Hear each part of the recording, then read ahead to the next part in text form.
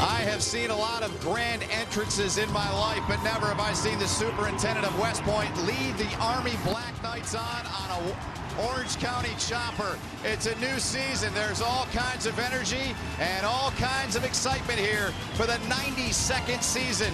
The Black Knights of Army West Point take to the field here at Michie Stadium.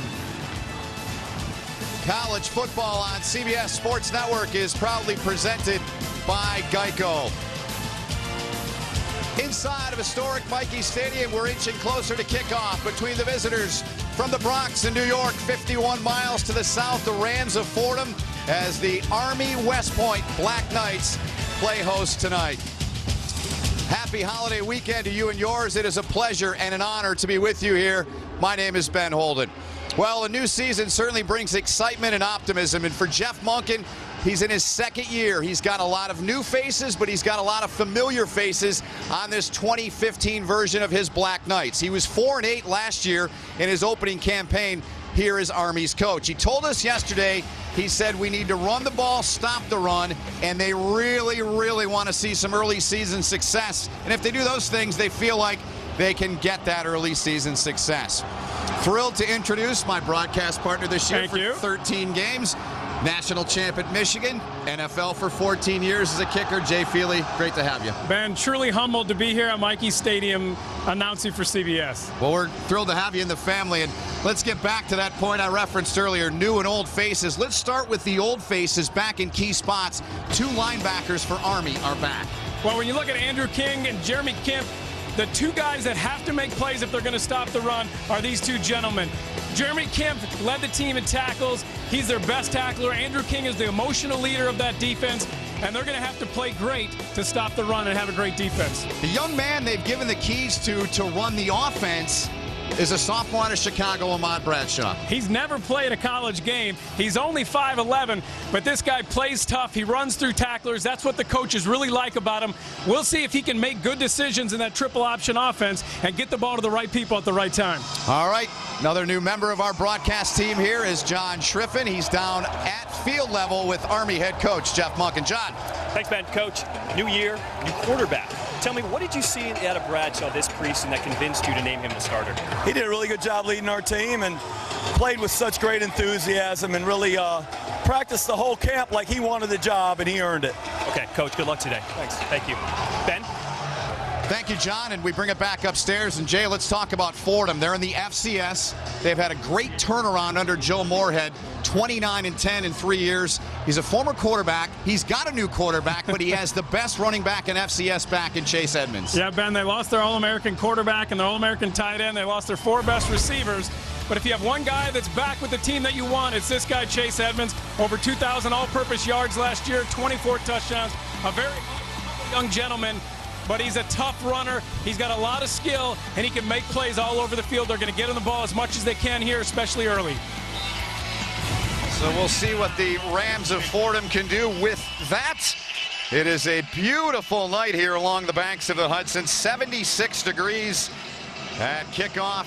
Slight wind at 7 miles an hour. They call them the rabble-rousers, the cheerleaders. They're set to go in the series history between these two teams. This will be the 5th all-time meeting. They met last year here at Michie Stadium on November the 22nd. Army won that game. Dan Krakowski to kick off here. He's got a big leg, Ben. Product of Florida, and the 2015 Army season is underway. Fordham will bring it out from a yard deep in the end zone. They get to him near the 17-yard line.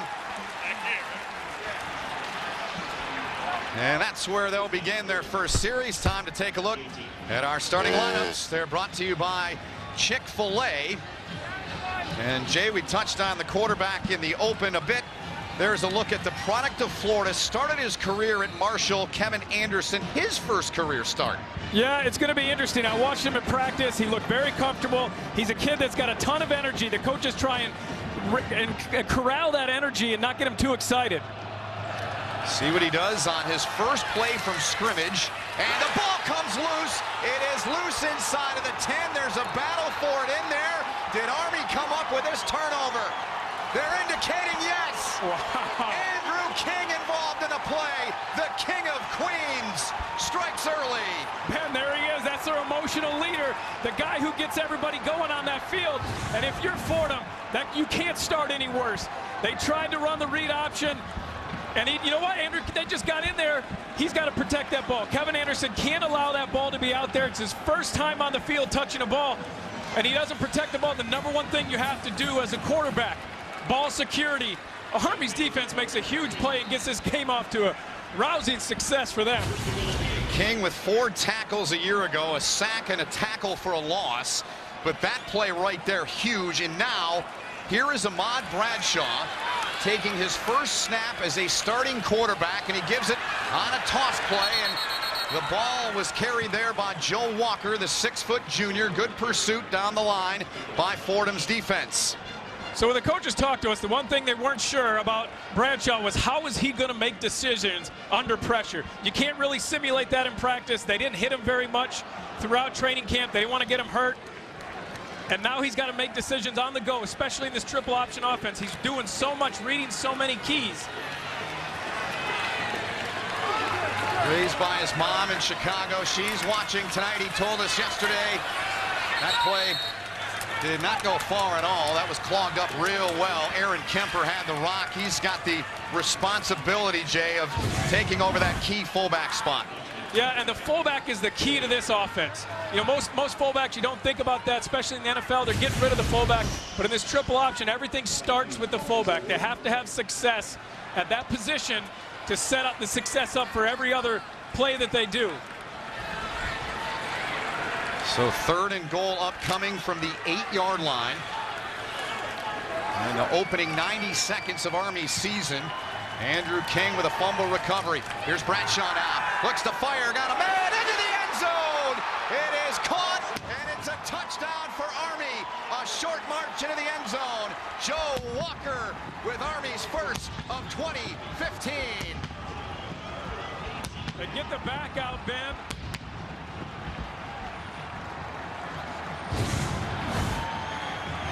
They're going to fake the pitch. Bradshaw just steps back, makes a very good read. He had 2 guys he could have gone to. Goes to Joe Walker out of the backfield. And that's a great play for him. To be able to start out with your first pass of your college career with the touchdown, that's pretty special. Snap a little high, they get it down, and Grachowski puts it through. 7-0 Army early on in the opening quarter. An 8-yard touchdown pass. It all started, Jay, with the turnover. Yeah, Kevin Anderson, you're going to see him right here. He's got to protect that ball. They just get a hand in and knock it out. He's just got to get on that ball, but he can't do it. Andrew King with the play. Here's Bradshaw with a great play. Finding Joe Walker in the end zone. Score. Early on here in the opening quarter. 7-0 Army West Point. On top of the Fordham Rams, a quick drive, 3 plays, 10 yards. Minute 23, it was Bailey Wolf forcing the fumble 15 seconds into the game. Andrew King was there to jump on it.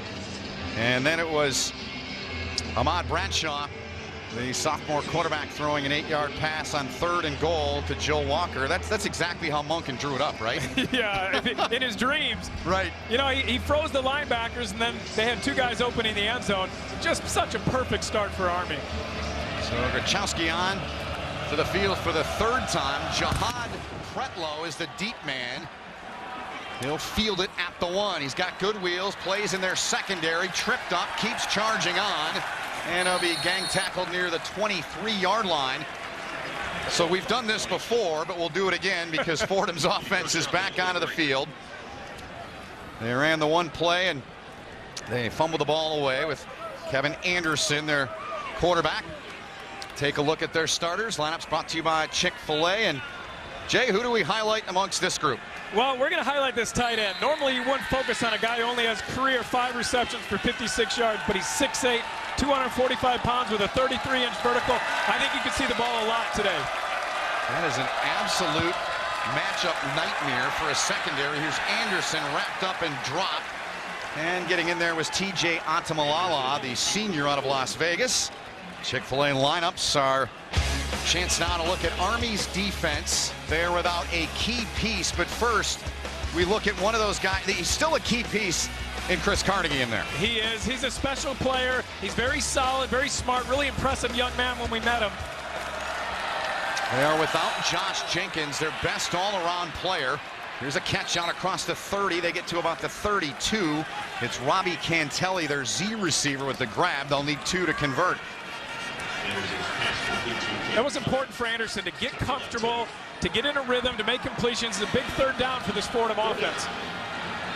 Calling it a yard. That's what they need. They look to the sideline. Joe Moorhead, his 4th year as their coach. Game here last year was quite entertaining. Army scoring 40+. They held Fordham to 31 on the ground. Edmonds breaks through, and Chase Edmonds makes a move. He's into the open field and dropped from behind. A big gain, but England came up with the stop. It is a first down run and then some, a gain of 48 yards. Just a great cut. The inside hole was there, and kind of got clogged up. He jumped outside, quick little jump step, and he's off to the races. This is a guy who you give him a seam, and he has great ability laterally to make you miss. Calling it officially a gain of 46. Nevertheless, Fordham's in business. Here's Anderson on the run. Flings one. Good throw and a good catch. And the grab made down there inside of the 5. Getting in there was Austin Longy, a freshman who they love. Yeah, we're going to see him a lot. He's not a very big guy, Longy, but he's 5'8", 150. But this is a guy who they've really been impressed with as a young freshman. And I think in the slot, he presents a lot of matchup issues. Saw Joe Moorhead. He's a former Fordham quarterback. Very proud to be a part of their program and resurrecting it. We get a flag for the first time tonight. We're going to have a false start on the center, Ben Hartman. That'll back him up 5, and we'll hear. Snap infraction on the offense, number 58, 5-yard penalty, first down. Our referee tonight is Dwayne Haight.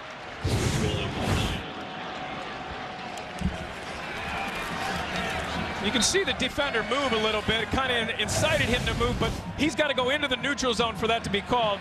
Right call there, a no call on the defense. Hartman can't move before he snaps it. He's got the ball. He can't do that.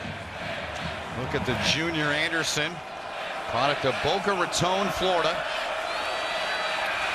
Another flag. This play is going to be stopped before it goes any further. It's like procedure once again on false start Fordham. On the offense, number 65, 5-yard penalty, first down. And the penalty called on the right tackle, Sam Marlin.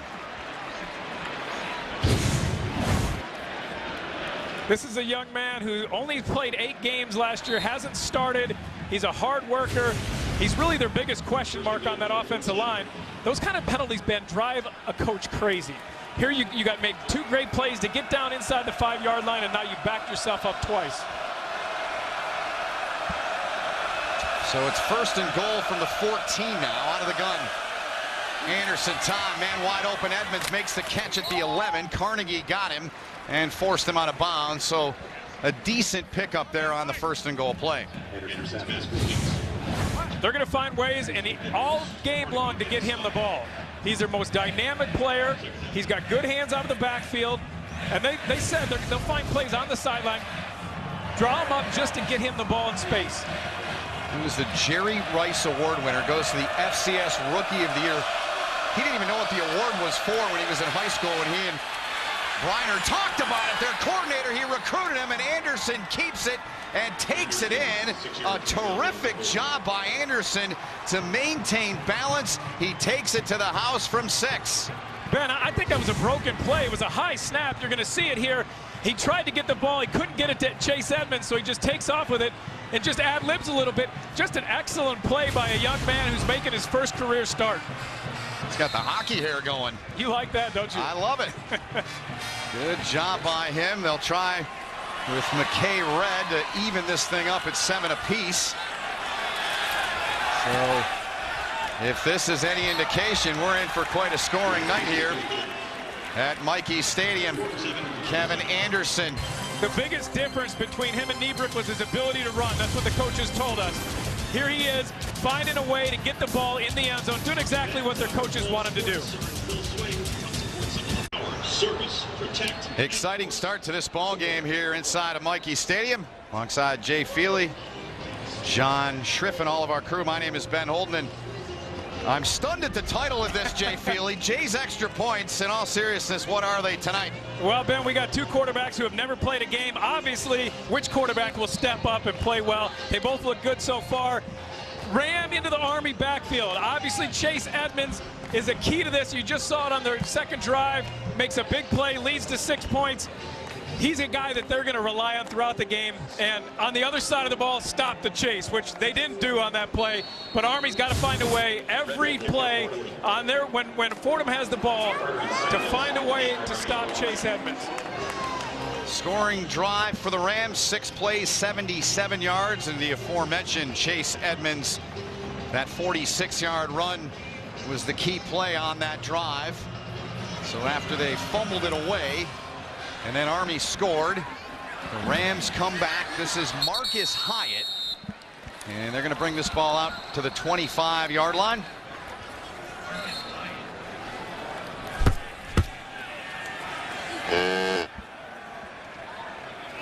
Chick-fil-A presenting our starting lineups here tonight, and for Army, a veteran group up front, Jay, and certainly the guy in the middle is the most veteran.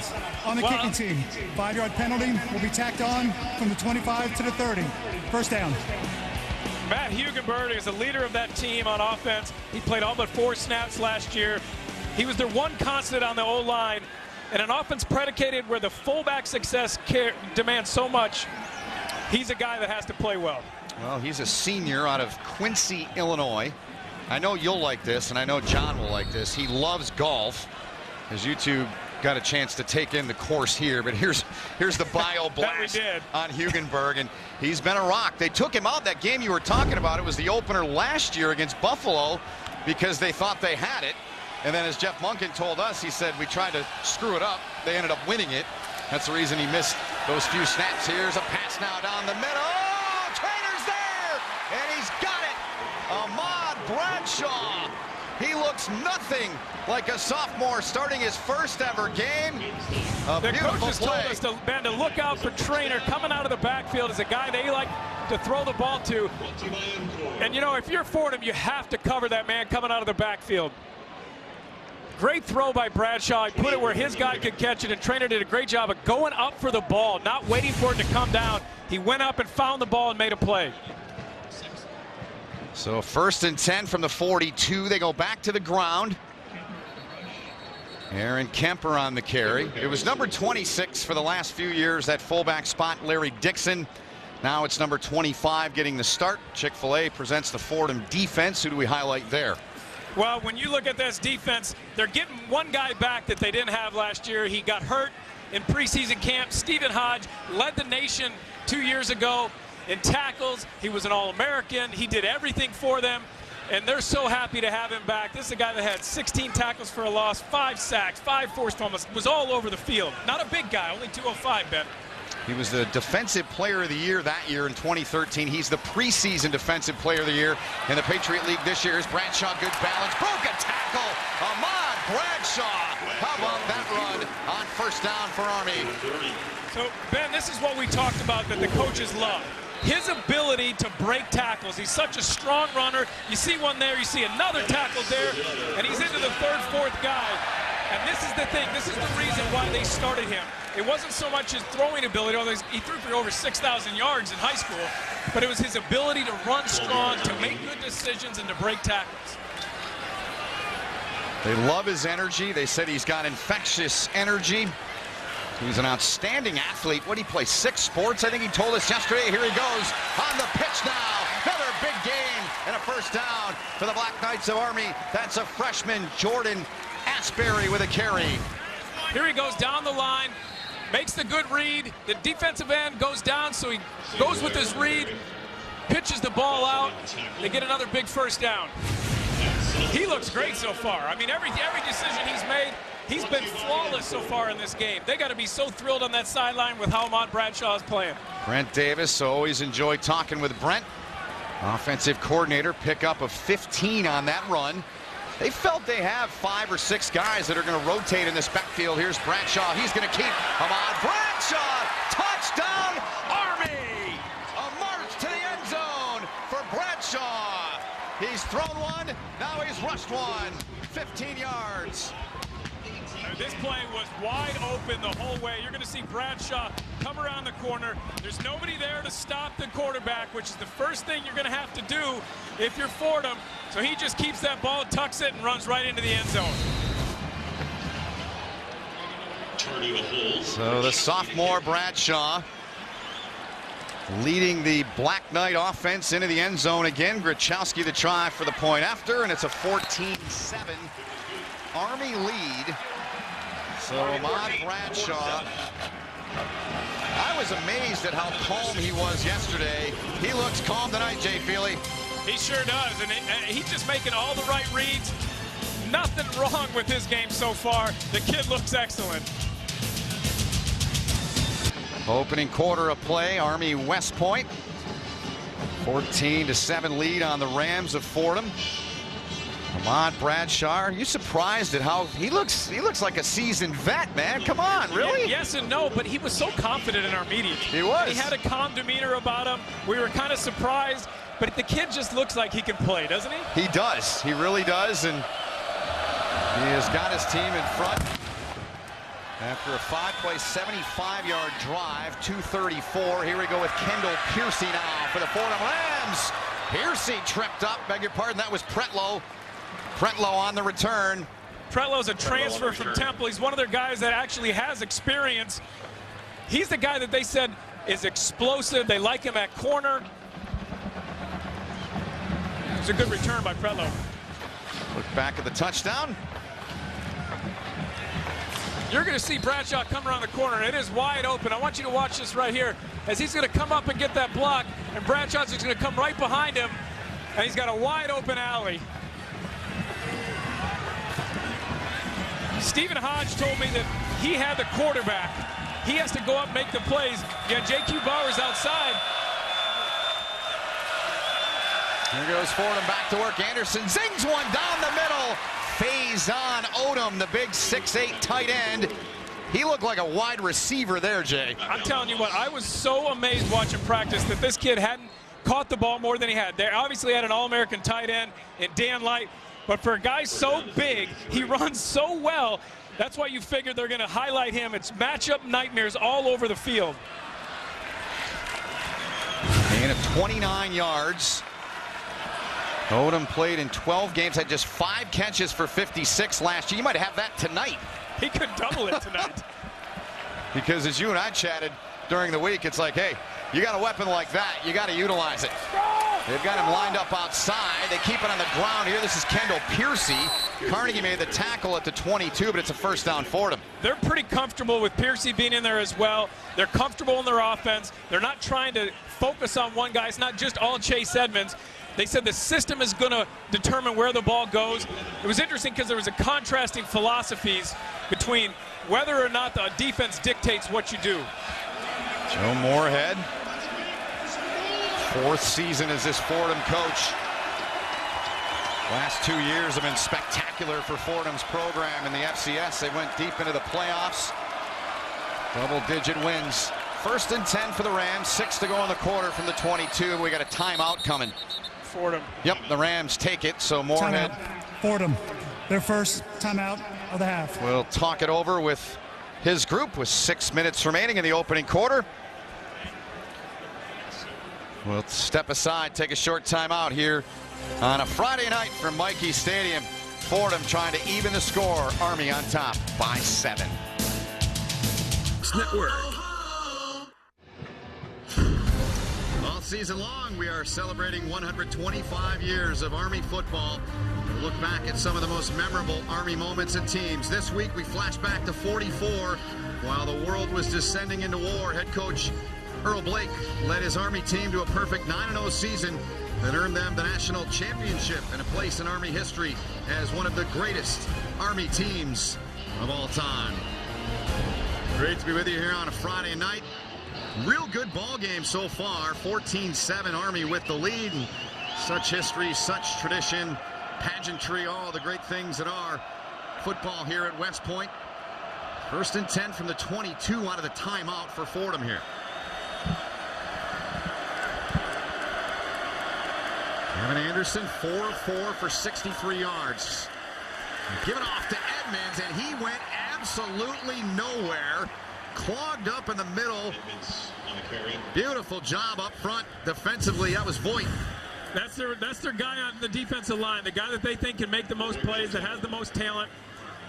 Fordham tried to adjust the play, but one of the things that Coach Bateman, the defensive coordinator for Army, told us he wanted to do was hide the three technique so that they didn't know which way they were going. They were successful there. They love Voigt. Best defensive lineman they've got. Fake to Edmonds. Now Anderson flings it right into the hands of Edmonds. Gets a block. Good job on the outside to get him down to the 10-yard line. Timpf and King made the stop. Yeah, I think Andrew King lost Chase Edmonds here a little bit. As he comes out of the backfield, you have to understand and know where he is.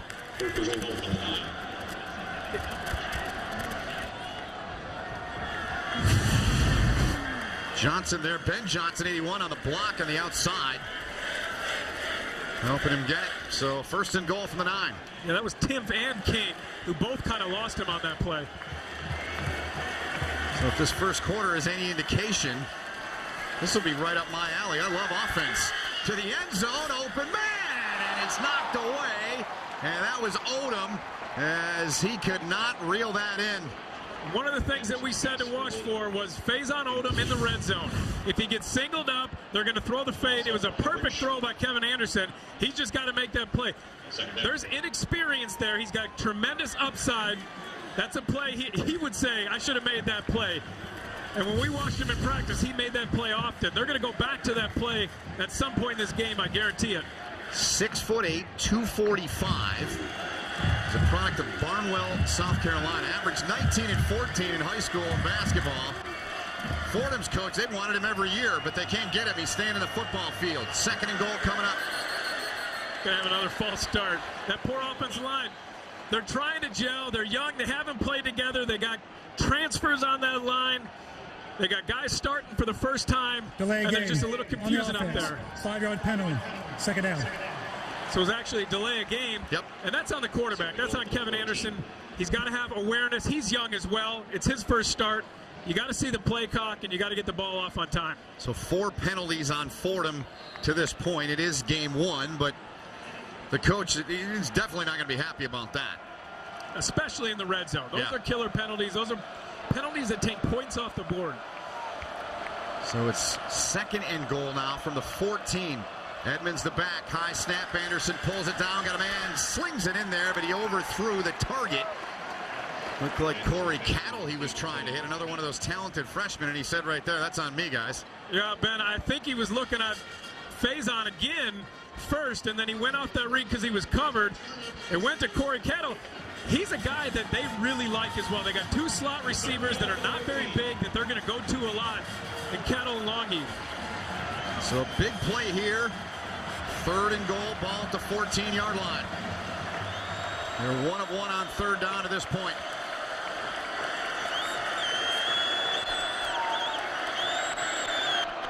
Faison's uncovered there inside. On the hash mark, they go on the ground. Little delay. Edmonds breaks free. Chase Edmonds to the house. Touchdown, Fordham. He explodes to the goal line. And we're a PAT away from this thing being tied at 14. He has such great vision. You know, that play was not designed to go back to the right, but you can see him here take it off to the left and cut back just from his peripheral vision. He can see the open field, and he cuts back, and he's got enough explosiveness to get to the hole and find the end zone. He is such a dynamic player. 1,800 yards he rushed for a season ago.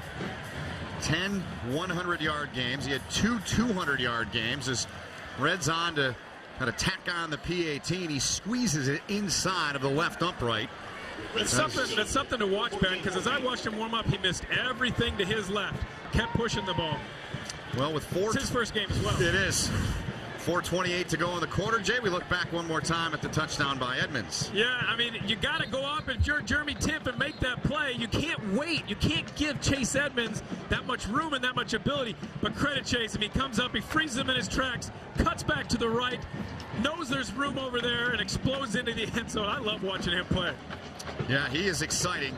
The game here in November last year, he didn't have a huge day. But he had a huge day the rest of the year, He did. That was the one day he did. Look at these numbers. They're staggering. They're video game-like. You know, they told us a story when he was getting recruited. He told his recruiter at Fordham, who was actually his offensive coordinator, Andrew Briner, he said, I'm going to win the Jerry Rice Award. And not in a cocky way. He's a very humble but confident young man. And so we asked him, I said, well, are you going to win the Walter Payton Award this year? He just may well. So look at the scoring drive. Let's get down to a third member of our broadcast team with more on Edmonds, John Schriffen. Johnny. Well, Ben Jay was just talking about Chase being such a humble kid, and he said he gets it from his parents. He said after having a big game his freshman year in high school, his dad saw him bragging on the sidelines a bit. So he pulled Chase aside and told him, no one likes an arrogant person. Well, that lesson actually didn't sink in until the next game when Chase actually fumbled. Ever since then, he says he's very humble, and he's not letting any of these records get to his head. Ben? Yeah, thanks, John. And that was echoed from Joe Moorhead, the head coach, Briner, everybody that talked about him. Certainly when we met with him earlier in the week. And here's a look at his demo reel tonight so far, Jay. He's explosive, he's shifty, he has good vision, he's humble. I mean, you can't say enough about him. And it's just a pleasure to be up here in the booth watching him out on the field. There's the last one he took to the house.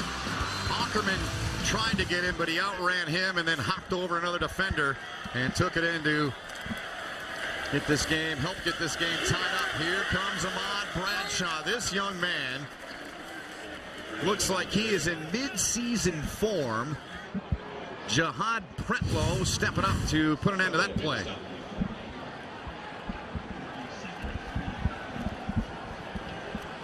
Bradshaw picking up 7 on the run to the 28-yard line. So Ahmad Bradshaw has been impressive in this game, not only running it, but throwing it. 2 for 25 on the ground before the series, 2 for 2 in the air. He's trying to make it 3 for 3. Zings it, caught! 39-yard line, reeled in by the senior, the emotional leader of this Army team, Kelvin White. He picks up 11, first down. It's a nice throw, but it's probably going to come back because of a hold. Actually, it's going to be a clip. You can see it right there in the backfield. Illegal block below the waist. Number 33 of the offense. Half the distance to the goal. Second down. Tyler Campbell, the guilty party. Yeah, he's got to be in front of the man. He can't be behind him and clip. It's to protect the defender when he's in a defenseless position, something that they're emphasizing. They don't want those guys to get clipped in the knees coming from behind. If he's head up, if he's on the side, that's okay. Coming from behind, it's a clip. It's going to move you back. Guys up front for Army, saw some of the numbers on them. They've had a lot of different combinations. And what that did last year for Jeff Monken's team is allowed them to build some depth. The only way you really build depth is for guys to play, and they had to do it because of so many guys being hurt. So now they're in a bit of a hole. Here is Bradshaw now, looking around Bradshaw, but another flag is thrown way back in the middle of the field. So this in all likelihood will come back. Lorenzo Smith made the tackle for Fordham.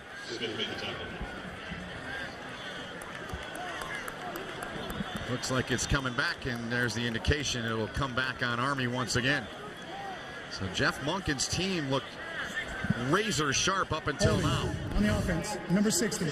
Half the distance to the goal. Second down. You can see inside number 60. He's in good shape there. He's in good shape. Now he's got to let him go, and he doesn't do it. As an offensive lineman, you can be inside and you can hold inside, Ben, but when he gets outside of the framework of your body, you got to let him go. And they didn't do that there. It's going to cost them again. 2 big penalties that put them in a hole when they wanted to respond to that Fordham drive. So Bradshaw and company after the penalty on Justin Gilbert. 2 for 21, both on this drive. Inside of 3 to play in the opening quarter in a tie game, 14 apiece. Bradshaw, quick flip of the ball outside. Walker gets a burst. He was tripped up near the 18-yard line. Went down around the 19. But a good pickup there from Joe Walker. He was stopped by Tristan Devante. Fordham is having trouble picking up their man. You can see right there, number 8, number 18, he's got to get outside. He's got the pitch man. You can't get caught looking in the backfield. It has to be disciplined football. It's not just read and react. When you're playing the triple option, You're manned up along the line. You each have responsibilities. They're struggling with that right now.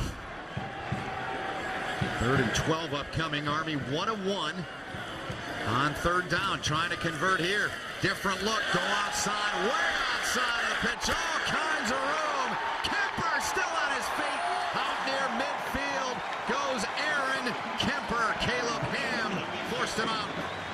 They have 2 fullbacks, Kemper and Giaquinta. Kemper is the most dangerous, dynamic of the 2 backs. You're going to see a great pitch by Hodgkin, making the right read, getting it to the open running back, and Kemper just explodes. He's a load. He's a small guy. He's not tall, but very good blocking on the outside by Hyde. Does a good job not to get a hold there, because he could have very well kept a hold of him and got a holding call. Big pickup there for Army. 6 for 20 in the game a year ago. He picked up that and then some. 28-yard gain on the run for Kemper. And a stop made right at midfield. Kemper once again. So Kemper, the junior out of Cincinnati. He'll split some time in there with Giaquinta. Larry Dixon did such a great job in the transition last year. It was more so the focus of the triple option was more so in Brent Davis and Jeff Monken's offense. It was more on the fullback instead of the guys in the slots. Yeah, it's predicated on fullback success because that's how you make the defense collapse. Then you can get outside. Gain of 3 on that 1st down run. Pressure coming, little trick play, they bobble it, and a smart play. John Trainer, about all he could do, the smartest thing he could do is just fall on that ball there in the dying seconds of the quarter. That play had potential. You know, had it been a good pitch from Bradshaw, Trainer catches this ball, he's got room to run. But you're right, Ben, it was a good play just to get on the ground. Don't make a bad play worse. The pitch was a little behind him by Bradshaw. I like the creativity. I do too. Yeah. I mean, they said one of the things that they talked about was that Coach Monken wanted more trick plays than the offense. Most of the time, Brent Davis, your offensive coordinator, you'd think he'd be chomping at their bit, but that's really not who he is. He doesn't love to do the trick plays. So that's the end of the 1st quarter. Tie game at 14 apiece. Great opening quarter of play between these 2 teams, Army and the Rams of Fordham. Tied up at 14 apiece. Here at Mikey Stadium, a Labor Day weekend edition. You see that number 18 on the backs of the Army West Point helmets. That is for a young man who became a member of this football program and a member of West Point a little more than a year ago. Sean Callahan was friended by the Army team, part of the Friends of Jacqueline program. He was from nearby Mayapack. He suffered and went through many surgeries, brain tumors. The team loved him. They went to his funeral. Calvin White delivered his eulogy. He passed away August 22nd. Had the pleasure to meet Sean last year up here in the broadcast booth, and his family, a tremendous young man. He was just 12 years old. The players saying earlier this week, Sean Callahan will proudly be a part of our... With you, a pleasure and an honor, Ben Holden. And Jay, a real entertaining 1st quarter. 14 from each side, and Army begins quarter 2 with a 3rd and 13 from the 44. Bradshaw's been good, slinging the rock. He throws, it's caught, and breaking a tackle is Campbell. And then he reverted backwards, but they should give him the initial spot up near the 44. Bradshaw's pass complete to Campbell. Seeing a gain of 5. Well, I think what they're ruling is that if he catches the ball and gets driven back right here, they're going to give him that spot. Right. But he regains his balance. That's why they moved it back. That's why they moved the spot back. If he goes down originally, they're going to give him the forward progress, but he regains his balance, so it moves back. So for the first time tonight, we see one of the punters, Alex Tardu, going to boot it away. Spinning kick by Tardu, fielded inside of the 10, and that play was blown up. The Fordham players collided. Back there on the return was Cattle, and he got barreled into by one of his own men. It was Kalen Holt. Just a great job by a young man who's a freshman, understanding the rules. He's coming from the beginning. Actually, Fordham made the tackle for him. Yeah. But he's in the way, so he's got the possession, he's got the position there to make the play. Kalen Holt gets Super Bowl 50 will be on CBS Sports. The trophy, the man that has its name on it, Vince Lombardi, tied to both these schools. Yeah, pretty cool to be a part of Vince Lombardi's legacy. Obviously in the NFL, somebody you talked about with great respect, both his playing days when he was at Fordham, but also as a coach, obviously, with the Green Bay Packers. Great to be with you here on this Friday night along the banks of the Hudson. Here's Anderson, fires, man, wide open. This could be big-time trouble for Army. And Fordham going to take this one to the house. Are they? No.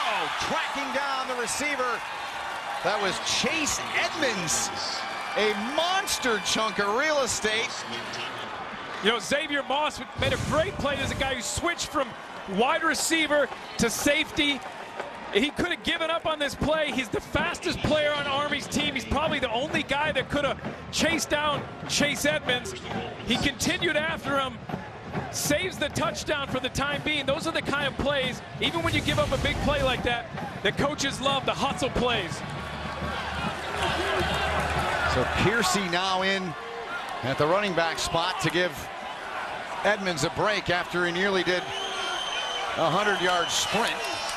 Piercy, a valuable guy, veteran guy. He's the older guy, but he had said earlier in some comments that, hey, you know what? Chase Edmonds did a pretty good job of being a leader as a freshman. We said he was going to be a matchup problem. They were going to try to get in the ball, and then they were going to rely on him with the young quarterback. They haven't disappointed us. There's Edmonds. More than 2 minutes gone in the second quarter. Fordham 2 of 2 in the red zone. And Anderson bobbled it. He falls right on it. Right there to greet him and make sure he went nowhere was Jordan Smith. That's the second time he's had trouble with that zone read option, trying to do a couple of different things, trying to catch the ball, read the defense, decide whether or not to hand it off. First time he fumbled and they lost it. This time he fumbled, he was able to get on top of it.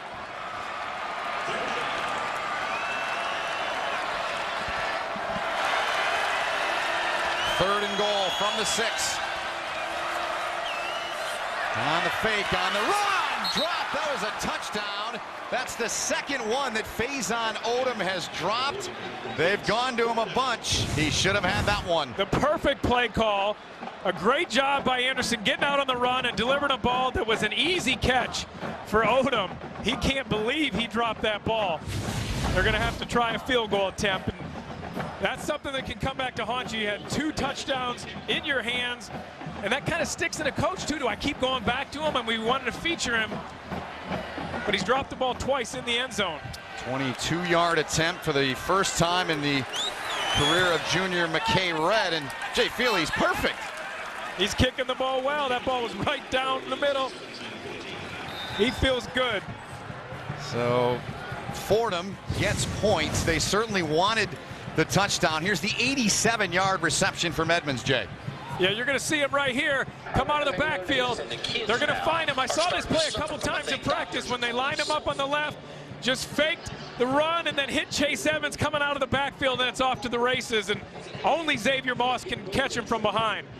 And you know, I mentioned that play, Ben. What a great job it was by Moss.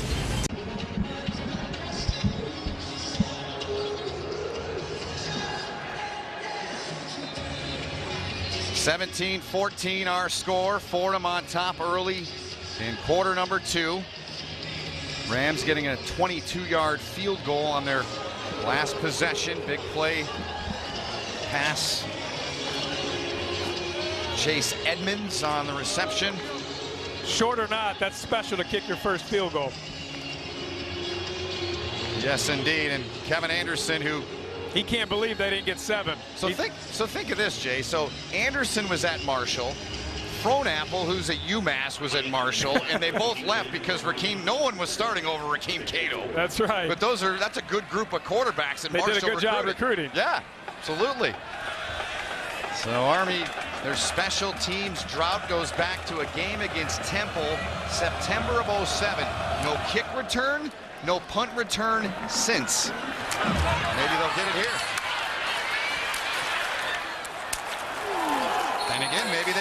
Marcus Hyatt, the freshman, taken down. So let's send you back to our stat tonight. Baylor had 2 of their best players suspended just yesterday for the game tonight. It's a deep team they've got. Here we go with Army back on the field. Bradshaw kept it. There he is again, running through tackles. He didn't really know what to do. Fordham didn't really commit. They kind of stretched it out, but still he put his head down, broke tackles, and got 8 yards. 5'11" sophomore out of Chicago.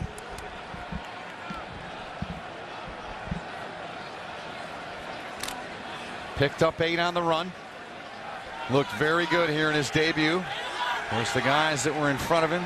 Angel Santiago the last couple of years. Trent Steelman prior to that. It's a key spot, a lot of real estate.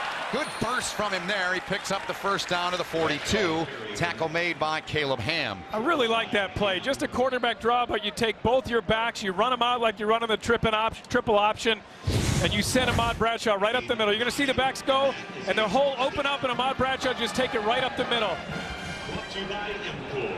I love what they're doing with him. They're able to get him some confidence early throwing the ball, find and play action, and he's making great decisions. If he doesn't know what to do, he's keeping it, which is the safest thing. And a 9 on the play alongside Jay Feely, John Schriffen on the field. My name is Ben Holden. Great to be with you here and back at Michie Stadium. Army's opener here in 2015. Matt Giaquinta, who was injured in the game last year with this Fordham team, picked up 8 there on the run. He's from nearby Cold That's his Spring. first carry, Yeah, man. yeah. It's the first time we've really seen him. But he is a horse. He's a captain on this team. He's a guy that they look to. Very impressive young man. We met with him about a week and a half ago. Big guy. He's a big dude. He's a load when he gets the ball. 6'1" and 220. Was quite a lacrosse player. Normally I get hockey drops in or Seinfeld, but I'm getting lacrosse. Scored 45 School goals. record. 45 goals in lacrosse, so he's a great athlete. Here's Bradshaw, who is a great athlete. Look at him stepping over a man. Another first down run for Ahmad Bradshaw. George Dawson, their will linebacker, tracked him down. George Dawson was their only starter coming back on defense. But here comes Bradshaw. They don't pick him up again. Hodge isn't getting over there. His responsibility is the quarterback. Nobody's stopping Bradshaw, so he just says, I'm just going to keep the ball and I'm going to roll with it. Pick up at 12. I joked with him yesterday. I said, what are you, about 15? I mean, he looks, he does look really young. But confident and composed, and you've seen that out on the field today. He said he turns 21, what, in a couple of weeks, he said, right? He spent a year at the prep school. Yeah, was a captain there, great leader. Of course, you better be, you come here. This play up the gut, Kemper gets a couple. They're all great leaders, Ben. I mean, I read through all the bios, and almost every guy was captain on his team in high school. In 2 or 3 different sports, they'd be captain on every team. Here's a bio blast on Ahmad Bradshaw. I mean, look at him. He looks young. He's 20 years old. Good-looking young guy. He looks a little like Patrick Peterson. A little bit, yeah. I'd agree with that. Not as big as him, that's for sure. But he plays like him. He makes plays like Patrick Peterson. I love watching him. Yep, his numbers to this point, those are his passing numbers. Sometimes Army doesn't throw 3 games an entire game. He's perfect thus far. Great job on the pitch there. They get it outside down to about the 31-yard line. That was Asbury, Jordan Asbury, one of their freshmen. They like him in that position with his speed. They averaged about 10 passes a game last year. Yeah. He did a good job. There's the defensive end coming down, so he pulls it out of the fullback, gets it to his playmaker, the young guy, out on the edge. That's what they were hoping to do, to be able to get the defense to suck in on the fullback. That's why they keep going back to the fullback, Ben. Even though they haven't broken a big one at the fullback, keep going back to him till it sucks the defensive end in. Then they can get out and get on the edge. Look there at Asbury out of Cincinnati. Coleraine High School was offered by all the academies and decided to come here. Big third down play. Here's Bradshaw breaking free. Ahmad Bradshaw tripped up. He gets the first down, but a nice job by Bradshaw to find it and pick up the first down. They keep having issues finding Bradshaw and getting a man on him. Hodge was late getting over. Bradshaw just turns up the field, picks up yardage time after time again. Tim Carey and John Woolley, the defensive coordinators, are going to have to find an answer. How do we get somebody in Bradshaw's face and make him get rid of the ball, because he's hurting them every time he turns up the field. Inside the red zone is Army. From the 16, halfway through the second quarter. Walker in motion. A fake to the fullback, Kemper. And that was Bradshaw that kept it. And leaned forward for a couple. Stephen Hodge made the tackle. Fordham's defense, Jay, they've seen a lot of turnover and a lot of players gone. And you see Dawson. Of course, Hodge is in there. Hodge is there as well because he was out the year ago. Right. That's a lot. He told us he was a little nervous. We went to practice and he said, I'm a little nervous coming back. I haven't played. I hope I feel good. He struggled a little bit. He hasn't been as sharp probably as he would like to be and as they expected him to be. He's a grad student. He's focusing on football this year, trying to help Fordham in the FCS ranks. Bradshaw spun around. Gets down to the 10-yard line. Tony Fox first to get to him there. So the key for Bradshaw in Coach Moorhead's, in Coach Bunkin's view was that he had to make good decisions with the ball. That when he came down the line, because the triple option, you're making an immediate read on the defensive end, whether to give it to the fullback. Then you got to come out and make a read on the outside linebacker, whether to pitch it. So you're thinking so much, and for a young kid, that's a lot to ask. And he said that he needs to make good decisions, and he's done that tonight. Anytime he's been indecisive, he's kept the ball. That's okay. 3rd and 4 is okay. This will be the 10th play of the drive, trying to convert. A 3rd and 4 from the 10-yard line, and flag comes in. Delay a game. Yep, play clock ran out. Delay a game on the offense. 5-yard penalty. 3rd down. That's the second time we've seen that. One on each squad in the red zone. You're trying so much to get in the end zone. You're thinking, and as a young quarterback, sometimes you lose focus of all the stuff that's going around you. You don't look up at the play clock and know I got it. He was looking back over to the sideline. Hey, what do I do? Forgot that the play clock's running out. So Calvin White comes in and tells him something. The Army offense, 2 of 2 in the red zone. Of course, both touchdowns with 14 on the board. So 3rd and 9 now from the 15 for him. Bradshaw looked and he kept it. Then he cut to the middle. He spins away. A spectacular run from Ahmad Bradshaw, giving Army the lead back here in quarter number 2. I think the coaches are going to forgive him for that delayed game. When he does plays like this, there's Hodge getting blocked a little bit, tripped up. Bradshaw just breaking tackles. That's what he's doing time and time again. The first man has rarely brought him down. He just runs through that arm tackle. You got to get your body in there and bring him down. He's not a big guy, but he's strong, especially at the point of attack. 15-yard touchdown run, his 2nd in the game. Grachowski on. Tardu's the holder, their punter. Trying to make it a 4-point lead, and Grouch, as they call him, does that. 21-17, Jay, with 5:17 to go in that first half. A good look here at that play as Bradshaw comes down the line. Nobody comes up to stop him. Hodge is late getting over, and he just steps over the would-be tackler, spins a little bit. 5 yards rushing on that drive. And he takes in another one for a touchdown. It's time for our View the Cards, brought to you by MCOR. I'm not sure if John Schriffen is body surfing his way through the core, but he's in there. John, where are you? Oh, we are over here. The core is going crazy. It is a great atmosphere. I am standing by with senior Kelsey Minato. She's a very accomplished senior here at West Point, selected into the chain of command for the U.S. Corps Cadets. You are also the star of the women's basketball team, on pace to become the all-time leading scorer. Just tell me what a typical day is like for you here at West Point. Right, so I usually wake up around 6:30 a.m., get dressed, go to breakfast. There's like accountability formation at 7:15. Classes all morning. We have lunch at 12 for about 25 minutes, give or take, and then there might be a class after lunch, and then I have basketball practice from 3:30 up until about 6:45. Get back down my room, do homework until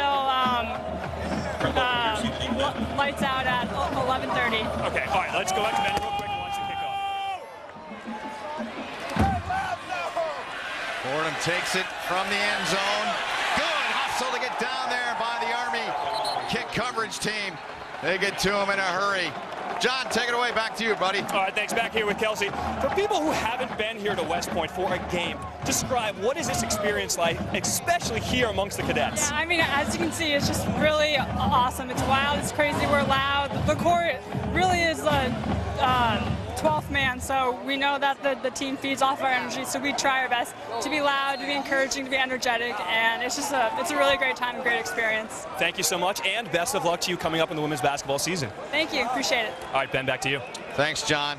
Good stuff, great perspective. I mean, the day you don't sleep much. You heard a lot of the coaches telling us some of their guys sleep 4 or 5 hours. They don't have much time to do anything. You learn about time management, if nothing else, at this place. Back to the game. Anderson flings one.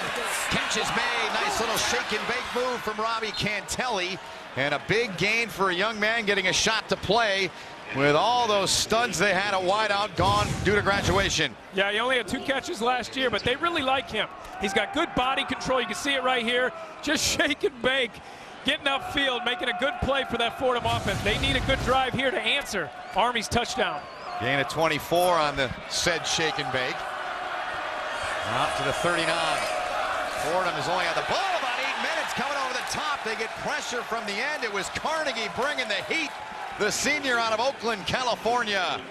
They don't bring him on the blitz a lot, but they bring him here off the edge. You're going to see he almost has a face mask, but I think he does a good job keeping the hand out of the face mask. It can be on the top of the helmet as long as it doesn't grasp the face mask. It was really on the back of the helmet there. So a loss of 3 on the play. 2nd and 13 now.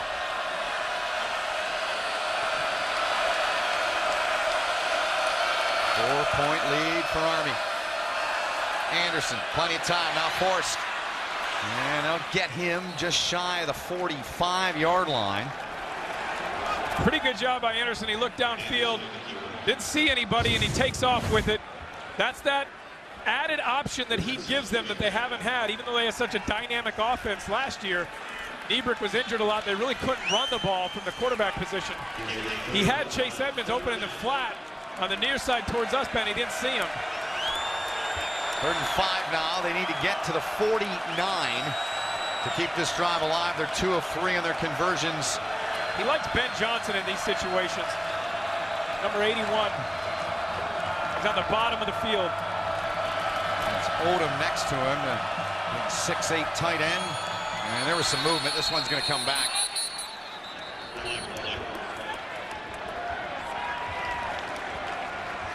False start on the offense. Number 78. 5-yard penalty. 3rd down. This is their left tackle, Anthony Coyle, moving early.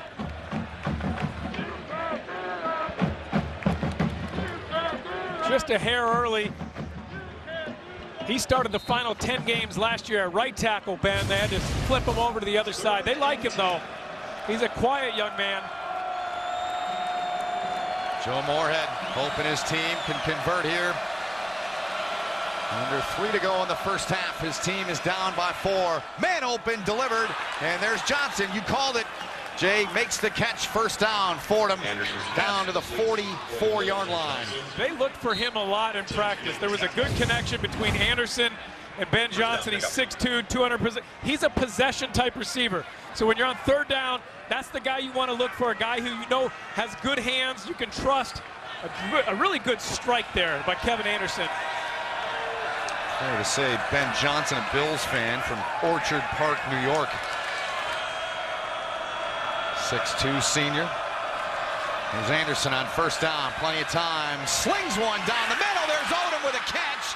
And he's wrapped up. They get him from behind near the 10. It was Jeremy Timpf that saved the touchdown, so they do go back to him, no question. There's just so much talent there, and he provides so much of a matchup problem. He's too big. You can't get around him. Timpf had good coverage there, but his body's so big that as long as he does a good job being in the way of making the catch, you can't do anything. The only times he hasn't caught the ball is the 2 times he dropped it. Yep, simply dropped it. 34-yard gain. Edmonds on the ground, banged hard off a helmet, and takes it down to the 8-yard line. John Voigt, the sophomore, who they absolutely love on the defense, in on the stop. There's Ben Johnson, the senior, who we referenced out of Orchard Park, New York. Voigt he's the poor technique in there. He's their best defensive lineman. Coach Bateman said he defines a West Point cadet. That's pretty high praise. Very athletic family. His brother. Odom split out a little bit. They kind of got it double covered. 3 wide to the top of the screen. They fake. Anderson's going to keep, trying to knife his way through there. Bangs his way down near the goal line, but he's going to be short. I might go for it here, Ben. I mean, there's 1:10 left. The clock just stopped as they're moving the chains. Timeout. I think we got a timeout. Army. Yep, Army takes it. That's a smart timeout. I like that. Let's get set. So 70 seconds remain in the half. Here is a little more than a minute remaining in the half, and coming up on the Verizon Halftime Report, Brent Stover, Houston Nutt, Christian Fourier get you caught up on all the action in college football. That's coming up on the Verizon Halftime Report. And they may feature this guy. Chase Edmonds takes another one in for another touchdown to give Fordham the lead back. You think? If you got to get a touchdown and you want to make a play, get it to your guy who's your playmaker.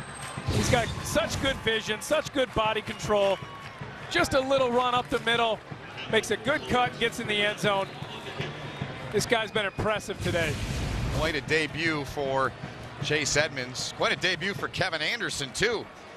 He's looked real good in his first contest. Point after by Red is good, so it's a 3-point lead once again for Fordham, 24-21 with 1:07 left. So we were talking during the break, something, maybe a curious question, those watching, no? The timeout? Well, you know, I kind of liked it. It didn't work out for them. You know, you think maybe they saved their 3 timeouts, minute left in the half, but it was 3rd down. You have a chance maybe to get a stop. You set the defense, but when you have Chase Edmonds in the backfield and you're Fordham, you feel pretty comfortable about it. Well, the pass that that young man made to Odom was really the big one of the drive to set him up, Jay. Well, you know, they had the 3rd down pass to Ben Johnson, and then they come back to Odom here. He dropped 2 touchdown passes. It shows a lot of trust in Kevin Anderson. They're roommates, Ben. Yes. Odom and Anderson are, so they have a good relationship. So I'm sure he went over to the sideline and said, hey, big fella, don't worry, I'm coming back to you. And he did right there, and Odom paid off his trust. Chase Adams took it into the end zone and got the lead back for Fordham. What an exciting first half. 8 plays, 85 yards, 4:02. The elapsed time. Edmonds with his 2nd rushing touchdown of the night. That one of 1 yard. They're talking to Odom. I mean, he's going to get looks just because at the next level, just simply because he's 6'8". And he runs well. He does. He reminded me a little bit of the pass in the first quarter, just not comparing, but just a glimpse of kind of Randy Moss and that stride that was there. That's what I saw. That pass down the middle. Mistake. He struggles in the 2-minute. You know, and here's a situation. They have 76 yards to go to get in the end zone. They really need to get to about the 30, 35-yard line to have a chance at a field goal. I mentioned they may use A.J. Sure, but I think that was a dangerous play and a good job coming over by Hodge to break it up. They mentioned they may use Sure in this situation, but I mean, I'm sorry, as good as he's played, I leave him in. You're not taking him out. Yeah. He's just got to be careful here. Yep. I mean, he's been aggressive. It was a really good throw. Hodge comes over, makes a good play, but the last thing you want to do at this point in the game is turn the ball over. A punt here is not a bad play. You want to be aggressive. You're trying to get down the field and get in field goal range. But this is where inexperience can come into, you know, a young man he wants to be aggressive. Everything's working well, and you try something that you shouldn't. I'd be surprised if the Army coaches didn't keep the ball and Brent Davis on the ground here. 2nd and 10, 58 seconds remaining in the half. And of course they're going to put it up, and a high throw there. Looking for Edgar Poe, number 82. Well, he's tall, but he's not that tall. Yeah, and the problem with throwing both times is you stop the clock. You know, there's 52 seconds left. You haven't made him use a timeout. Now you got 3rd and 10. You probably don't want to throw the ball here and put Bradshaw in a position where everyone knows he's got to throw. But you haven't made Fordham use any of their timeouts, and they're going to get the ball back with the opportunity to try and get into field goal range if they can get a stop. Well, Gachowski, their number 95, is their place kicker. But they got a lot of work to do before we're even thinking about getting him in the game, but he's on the sidelines waiting. Late pitch, they get it into the hands. Walker runs over a man. He gets the first down, does Joe. Out to the 37-yard line. Bowers on the tackle. Clock is going to stop when they set this ball here. That's good enough for a first down. There's a spot. Got to hurry. Yep. Jeff Monken steps in and calls a timeout. That's just, that's where inexperience. There's 35 seconds. Army, the clock's running. Second timeout of the half. He's got to understand he's got to hurry up and get to the line. Jeff says, I'll step in and help you. Right. So they'll talk it over with 36 left. And Ahmad Bradshaw, we talked about him at the outset of our show at 7 o'clock, Jay, and man, has he ever delivered. Well, we didn't really know what we were going to get. I don't think Jeff Monken and his staff really knew what they were going to get. And he has far exceeded all expectations. He's been great running the ball. He's thrown the ball well.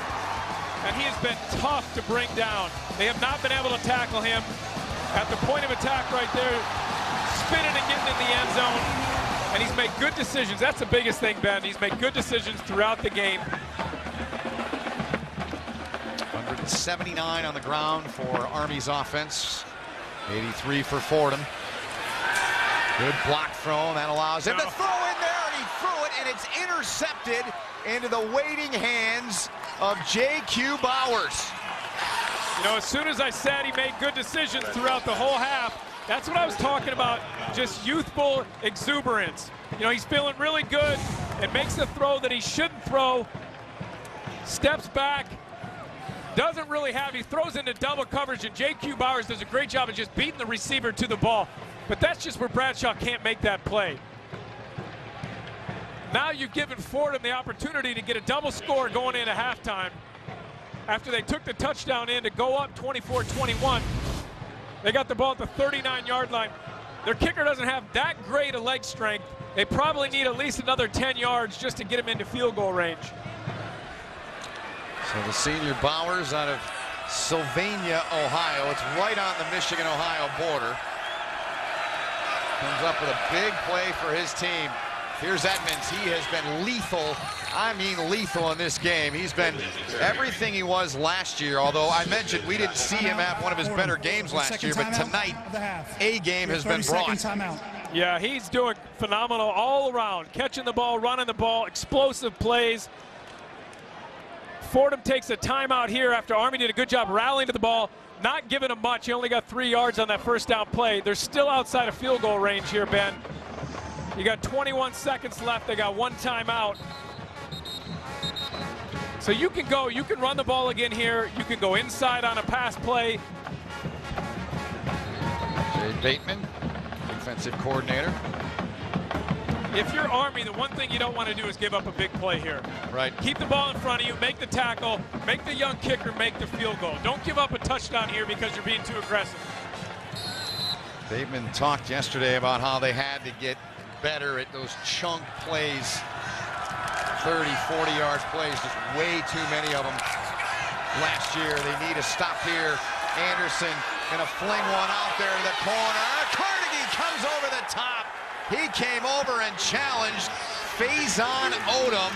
That's a veteran play by a veteran player. Yeah, we asked him who would match up with Faison Odom, and Carnegie said, I'd match up with him. He was pretty confident. It's a big guy. He does a good job not panicking there. Got his hands on him a little bit, but I didn't see anything that would have led to a penalty, and a great job by the senior denying the big tight end. There's Carnegie last year with Josh Jenkins, and Jenkins unable to play, was injured. 14 seconds here, Ben. You still have a timeout. You can still go down the middle of the field. You'd like about 10 yards. I think Please reset the play clock to 25 seconds. So they'll handle that. I think a 50-yard field goal is about the max for McKay Red in his range, and that's stretching it a bit. They need to get to the 30-yard line to really give him an opportunity. So they'll play this ball from the 36. Out of the gun, they fake. Anderson to blitz, comes, slings it down there, and they do just that. Odom with the catch. A beautiful throw. They got to hurry to get to the line. 27-yard gain. They continue to work it to Faison Odom. Anderson Well, they hurried to get to the line to try and save that timeout so they could get a play at the end zone. With 4 seconds left, you're not going to be able to do that. They're just going to call timeout. Oh. Well, they're going to sort this out. Yeah. Timeout. Fordham. Yep. Army's. They're going to put some time back on. Yeah. They'll have time for a field goal here. It was worth a shot. Please if you could get up. the game clock to 4 seconds. Thank you. So if you could get up to the line with 7 seconds and quickly snap it, spike it, maybe with 5 seconds, you would have an opportunity to take a shot at the end zone. The game clock on the left. So there's the spike. So 4 seconds is what it should be. There was confusion because he took a knee before he spiked it. And so that was the confusion. Because he takes the knee, the play clock's running. That's why they called a timeout. That's why the clock didn't stop. He didn't just take the ball and spike it. He took the ball and took a knee, so the play clock's running. Now you're going to get a field goal. So they'll bring on a young man coming into the game who had not made a field goal, but Red made a 22-yarder earlier. This one, he's going to try from 27 yards. The punter, Pavlik, the holder. Red's kick is up, and it is through there and good. And Fordham will walk off to end the half with a 6-point lead. Army will receive the second half kickoff. Kevin Anderson, a productive half and an entertaining first half. Yeah, it was great to watch, Ben. Up and down the field on both sides of offense. The playmakers making plays. Ahmad Bradshaw, Chase Edmonds, doing what they do best, running the ball and running with authority. No question. John Striffen down on the field with Army head coach Jeff Monken. John. Yeah, we're actually here with the Fordham head coach, Joe Moore. Head coach, after the first drive, after the fumble, what did you say to Kevin Anderson to calm him down? No, I said it's going to be a long game. We're going to need you to play well. Mistakes happen, and the big message to the team prior to the game is we're going to have to weather the storm. We're going to not get too high, not get too low. There's going to be things and fluctuations in the course of the game, and, we just said forget about it, move on to the next play. A little confusion there in the last play. What happened with Kevin Anderson? He wanted to spike it? He wanted to call a timeout? What happened? I think he was trying to spike the ball and mishandled the snap, and then once he mishandled it, felt he had to take the knee to stop the play. So we're fortunate we got the timeout, and Red did a good job making the kick. All right, Coach, thank you so much. Thank you very much. Appreciate it. All right, Ben. All right, John, thank you, with Joe Moorhead. And this game at halftime, 27-21 in favor of the visiting Fordham Rams. Opening night here at Michie Stadium. It's been an explosive night so far between these two teams. End of the first half. Stay tuned for the Verizon Halftime Report with Brent Stover. Houston watching. Real good ball game so far, and moments ago, Army head coach Jeff Monken inside of his locker room. Just play football. We're capable of playing better. We got a whole 30 minutes to go. That's a lot of football. Nobody needs to panic. You don't have to go win the game in the first drive. The first drive ain't going to win it. The first series ain't going to win on either side. You got to go win the second half. We're going to go out there. We're going to score when we get the ball. We're going to stop them on defense. We're going to get it back and we're going to take it down there again. Sure. Play our game. Be a bunch of tough suckers with something to prove and go out there and do it. We hit that fourth quarter, man. That's going to be ours. The fourth quarter is going to be ours. Okay? Hey, we got 30 minutes. Give it everything you got for the guy in front of you, the guy behind you, the guy next to you. Let's get after their ass. Let's go! Well, we appreciate the access that Jeff Monken giving our crew inside of the locker room. That is Jay Feely. My name is Ben Holden. You having fun yet here, man? This is excellent. If we could get a little bit more exciting second half, I'd appreciate it. 6-point lead for Fordham in all seriousness. And your impressions, your takeaways so far in this game? Well, I think both quarterbacks answered the question. We had questions coming in. Neither of them had played a game, and they both played great. They both had one turnover, but for the most part in the first half, they played phenomenal football. The explosive plays were there from Chase Edmonds. Obviously, Bradshaw had explosive plays as well. I'm looking for more in the second half. There's a lot of buzz up here on the press level about Bradshaw and what he's done so far in this ball game. He's looked very good. Had the interception, but for the most part, it's a different look. I've been here 4 years. It's a lot different look than I've seen in 4 years. And here's what he's done tonight so far as work, Jay. Yeah, he almost had 100-yard rushing in that first half. He had 2 touchdowns. He threw the ball really well. I think he just got a little too confident on that last drive. Right there, a punt is okay. and he threw the interception, which led to 3 points. But for most part, he did an excellent job of managing the game, making plays, running through tackles, and managing the game. Very good. College football on CBS Sports Network, presented proudly by Geico. It's great to be with you. That is Jay Feely. John Trippen's on the sidelines. My name is Ben Holden. All of our crew, we appreciate all that they do for us. And this second half is underway, and a nice return. Good effort turned in there by the freshman Marcus Hyatt, who's been handling that for the most part back there on the kick return team. Take a look now at our first half stats. They're brought to us probably by who else but the U.S. Army. Your impressions, anything catching your eyes from the numbers, Jay? Well, you know, Chase Edmonds, obviously we expected a lot out of him. He won the Jerry Rice Award last year, and he's on his way to the Walter Camp Award this year. He looks like it. I mean, he has been spectacular. But the tight end, Faison Odom, has really stood out. We highlighted him before the game. He'd only had 5 catches total in his career. He had 3 in the first half, 3 big catches. So from the 25-yard line, they give it to Kemper, and a good job by the middle, the front line of that Fordham defense. A lot of personnel changes on that front line, and we get some good help inside in there, and stepping up there is Nico Thorpe. He's one of their backers. He played 10 games last year, mostly made tackles on special teams, so he's really raw. But they need somebody to step up and hit Ahmad Bradshaw on every play. They weren't able to do that in the first half, which got him room to get off, and he certainly did that. Here is Bradshaw, keeps it around the right side. He'll pick up about 4 yards to about the 29-yard line on the run. So the sophomore out of Chicago had never played a game here with Army. Played at the prep school, was a captain. I was amazed at, I think we all were in our meetings yesterday, at how calm he seemed. He just seemed like, no big deal. The moment did not seem too big for him, not at all. Yeah. And you've seen it out here. He's looked comfortable and calm and confident all throughout that first half. 11 rushes for 101 on the ground and 2 touchdowns. Here we go on 3rd down. Army first possession of the 3rd quarter. He fakes, he's in trouble, but he got it away. He did a good job to get it away. Walker, though, was pursued in a hurry. They get to him quickly. Hodge among those in there, Jay. Kind of dangerous pitch. You know, he waited to the last minute, got it off, but Fordham did a great job stringing it out, getting down the line, and making the play, which is a big stop to get that, to come out the first drive, to get a stop. You know, I was impressed when I watched 95 there during practice. He's a guy that stood out to me. Marlon Cook made a lot of big plays. Didn't start last year, but made a lot of big plays for them. Cattle's back to return the punt. First effort from Tardu was 42 yards in the first half.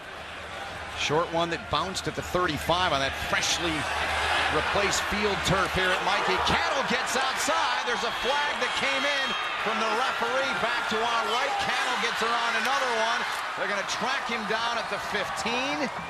Check the penalty, but Cattle, one of those explosive wideouts, young wideouts, with a huge return, but we'll check the flag. Yeah, I think they're going to bring this one back. A lot of times when that ball gets on the ground, people get... During the return, illegal block in the back. On the return team, 10-yard penalty from the spot of the foul. First down. And that was a referee that threw the flag from way back to the right. You're going to see right there. Yep. You just have to be smart when you're in that position. When you're beat, a lot of times coaches will tell you, don't go after a bad play and make it worse by getting a penalty. Turn right here, turn around and find somebody else to block. You can't do that. You have a dynamic player back there. He gets the ball in his hands. You want to allow him to make those plays. And when you're on special teams, most of special teams is effort, but some of it is being smart, and that was not a smart play.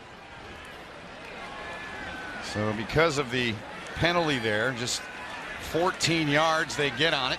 So Fordham and a new starter at quarterback, Kevin Anderson, will begin from their own 30-yard line. Fordham a 6-point lead. They give it off to Edmonds. He barrels his way, still working. Picks up about 6, does Chase Edmonds. Many were surprised that Penn State, Rutgers, Temple, schools like that didn't sign this kid. And you've touched on it a couple times. He's playing with a chip. He sure is. Got it again here. Can't get outside. Good pursuit by Army. They get to the ball in a hurry. Xavier Moss, he's a good story. He's a guy that came in first couple of years, was a wideout. Now he's a safety. Walked into the coach's offices this offseason, surprised them all, said, I think I want to switch to defense. He was their fastest guy on offense, and the coaches said, you know what, we struggled down the middle of the field. That's a good switch. He's made a couple big plays tonight, including chasing down Chase Edmonds.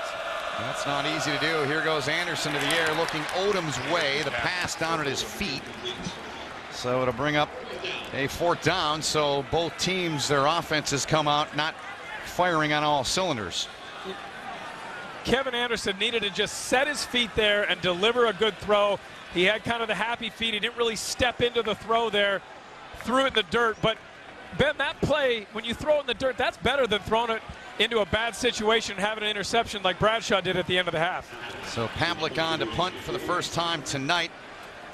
Product of a tremendous high school in Chicago, Mount Carmel. Second team All-Patriot the last 2 years. He's a really good punter. 38.8 a punt last year. Edgar Poe, his middle name is Allen, by the way. And he fields it. They get to him quickly, so no return, and Poe takes it in there. Getting down was Lawrence Menya on the tackle. Breaking the action. Fordham still with a 6-point lead. On the offense, 5 players lined up in the backfield. 5-yard penalty will be tacked on to the end of the run. Guys, Keenan Reynolds, he might be a chief now. He seems like he's been there forever in Navy, but he's one of the guys. It sure does, but he knows how to run that offense for him, and Drew Hare does it for Northern Illinois as well. Big day on the network. Great to have you with us here from Mikey Stadium. Opener for Army. Ron Bradshaw, number 17. He's worn that number 17 everywhere he's been since he was in the 4th grade. There's an injured Fordham player down. The training staff out to tend to him in quick fashion. Looked like he was reaching for his left leg. As they'll tend to him. And Lorenzo Smith. Yep, one of their members of their secondary. Ben, they're going to have to continue to take shots down the field. Yeah. They can't just continue to run Bradshaw. Here's the... Oh, he's friendly fire. Yep, exactly. Hopefully that knee's okay. This guy's going for the ball there. So they're going to tend to him, get him off the field. You hate to see a guy go down. You know, being on the sidelines, watching players, they work so hard, they put everything into it. You don't want to see a guy get injured. Hopefully that knee's okay. It was in the ground when it got hit from the front and kind of got hyperextended.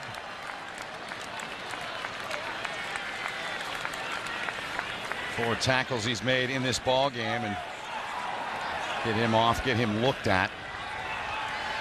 And we hope the best for him. Of course, they had Ian Williams in their secondary, graduated senior. He was a leader back there, and a lot of turnover, but as is college football, right? So 2nd and 5 from the 37. Bradshaw buried. He's going nowhere. They get to him in an absolute hurry. Marlon Cook again getting in the backfield. That's what they need to do, Ben. They need to get somebody on the quarterback every time. They weren't doing that. They've obviously gone inside, made some adjustments at halftime and said, okay, we're not going to let Bradshaw continue to beat us. You're going to have to give somebody else the ball. Cook's done a good job twice getting in the backfield and making a big play. Good football body he's got, 6'5" and 243. Part of their rotation a year ago, and he comes up big on 2nd down, so a big 3rd down. Pressure coming. Bradshaw dumps off, passes high, dangerous, as he was looking for Aaron Kemper there. And it'll bring up a 4th down and 8. Incomplete. Intended for Kemper. 4th down. Just dumping it off to Kemper here, trying to set up a little screen. If he caught that ball, if Bradshaw got it to him earlier, he had a blocker and he had room. He was a little late delivering that ball. Allowed the defense to get over there and make a play, and they get another stop. That's exactly what Fordham wanted to do. Come out, get stops, Don't allow Bradshaw to beat you. So Tardew on for the third time in the ball game. Both punts. Oh, it's over his head. 42 yards, and this one is going to be trouble. He goes into the end zone, out of the back of the end zone, and Fordham's going to benefit from that. That's 2 points and a safety.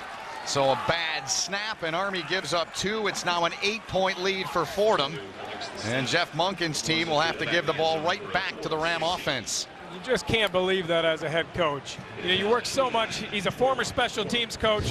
You work so much, and nothing started to go. I mean, that ball was well over his head, and he actually did a smart play here. Just get it, go take the safety. Don't try and turn and try and get the punt off. It can get blocked. Had he ran for it and they get tackled, they're going to get it 1-2 yard line there. So he did a good job of getting just playing a safety. Don't make a bad situation. Labor Day weekend, Army playing on Friday night. They did this in 2013 against Morgan State. They won that game. Tonight, see the total yards. Well, the first quarter and since, quite a difference. Well, I mean, the first quarter and the second quarter, both teams were still running up and down the field, but since halftime, nobody's been able to move the ball except for the long snapper on Army, who moved it pretty good on that snap right over Tarter's head. So Jihad Pretlow, number 14, back deep for Fordham. Krachowski got to kick it away from the 20 after the safety. And Pretlow's got a good burst, explosive speed. Can he get away? The 35, and he's dropped there, and that's where Anderson and this Fordham offense will start. We've talked an awful lot, and rightfully so, about Bradshaw, but let's talk a little bit about Anderson. I mean, he's looked pretty darn good here too, hasn't he? Yeah, you know, Ben, he really has, and he's been very cerebral back there, making good reads, throwing good balls. It could have fallen apart for him early. He fumbles the ball, they give it up, but he comes right back, leads him down, and having Chase Edmonds back there helps settle him down a lot. He's an easy guy to get the ball to and let him make plays. So let's go down to John Schriffen, who's got a little more on Kevin Anderson. John. Well, Kevin Anderson was getting stretched out here on the sideline right now. No indication if he is injured or if he is cramping right now, but it is something to look at going forward into this game, that he did have a training staff come over and help him out with a stretch. Thanks, John. Great observation down there. And Edmonds on the carry. So Anderson, in the tackle. They told us they recruited him, but he opted then to go to Marshall. And if you weren't with us in half number 1, he was behind Rakeem Cato, and Blake Fronapple was in the mix too. And Fronapple's transferred out. Last check, Cato was in the CFL, but he was unreal at Marshall. Good push, good burst through there up front by TJ Atamalala, number 93, to blow that play up. TJ Atamala, not very tall, he's 5'11", but he's a load. Runs right through that block. No, I'm sorry, Chase Edmonds, you're not going to make that block. Makes the good play. He does a lot, but he can't be expected to block. Right. A nose tackle coming free. I was going to say, he's done a ton, but couldn't handle that load. 3rd and 7 from the 38 for Fordham. Get to the 45. They're 5 of 7 on 3rd. Anderson stands, steps, fires. High throw, nearly intercepted. Good job to pick that up. Army coming across. That was Ryan England, the sophomore, a multi-talented guy. Ryan England is a guy the coaches say they can't live without. He's smart. He gets everybody lined up. He could have had an interception here. Kind of threw behind the receiver. He knew he had a beat on it. He just couldn't bring it in. 7 games he played last year, was on their scout team earlier in the year, and then all of a sudden they needed people back there, and they moved him back. So Pavlik on to punt. His first was 36. Edgar Poe is back deep at his 22.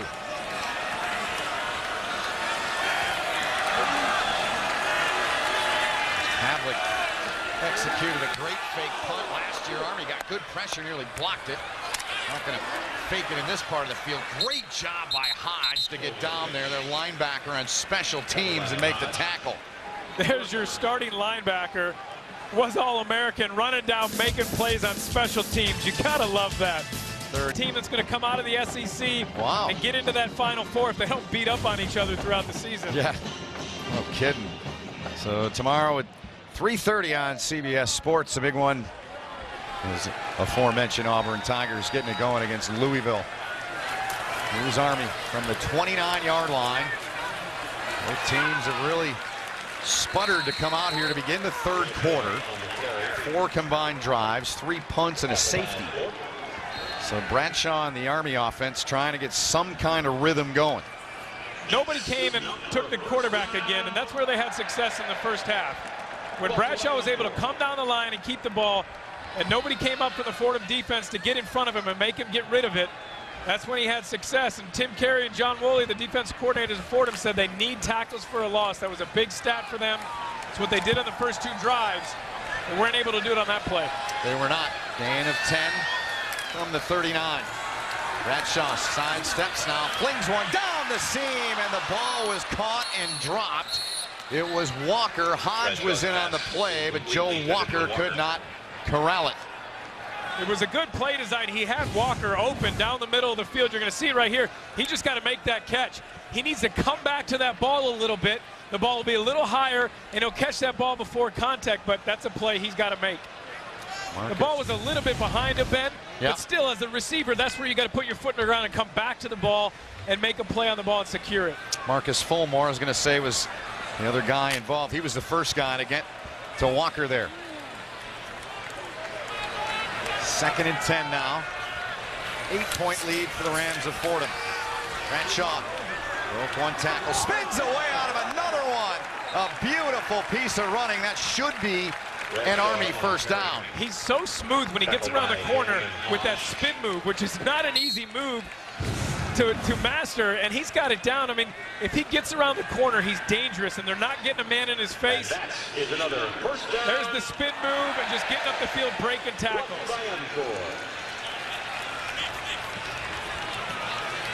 You gotta like watching the authority that he runs with, Ben. It's been fun to watch. Getting free of a couple and kept those feet turning. 14 first downs for Army. From the 49. Toss near side. Hurdling 1 defender. And a good job by Jordan Asbury. He's had a handful of carries so far, wearing that 31 that Terry Baggett wore for 4 years. Of course, Baggett, the Academy rushing record a couple of years ago. Yeah, he's a freshman out of Cincinnati, Ohio, a guy that they want to get the ball to. Here's Hodge coming down the line. He really struggled in the first half to make the plays. Missed some tackles, but he didn't miss that one. Head across, perfect form tackle, driving. That's the player of the year right there. I mean, that's exactly what they want him to do. Scrape along the line and come up and make plays. 124 tackles in 2013. 94 of them were solos. Heck of a football player out of Medford, New Jersey. Again. Yep, that can't happen. Timeout. Army, their first charge. They saw it of the half.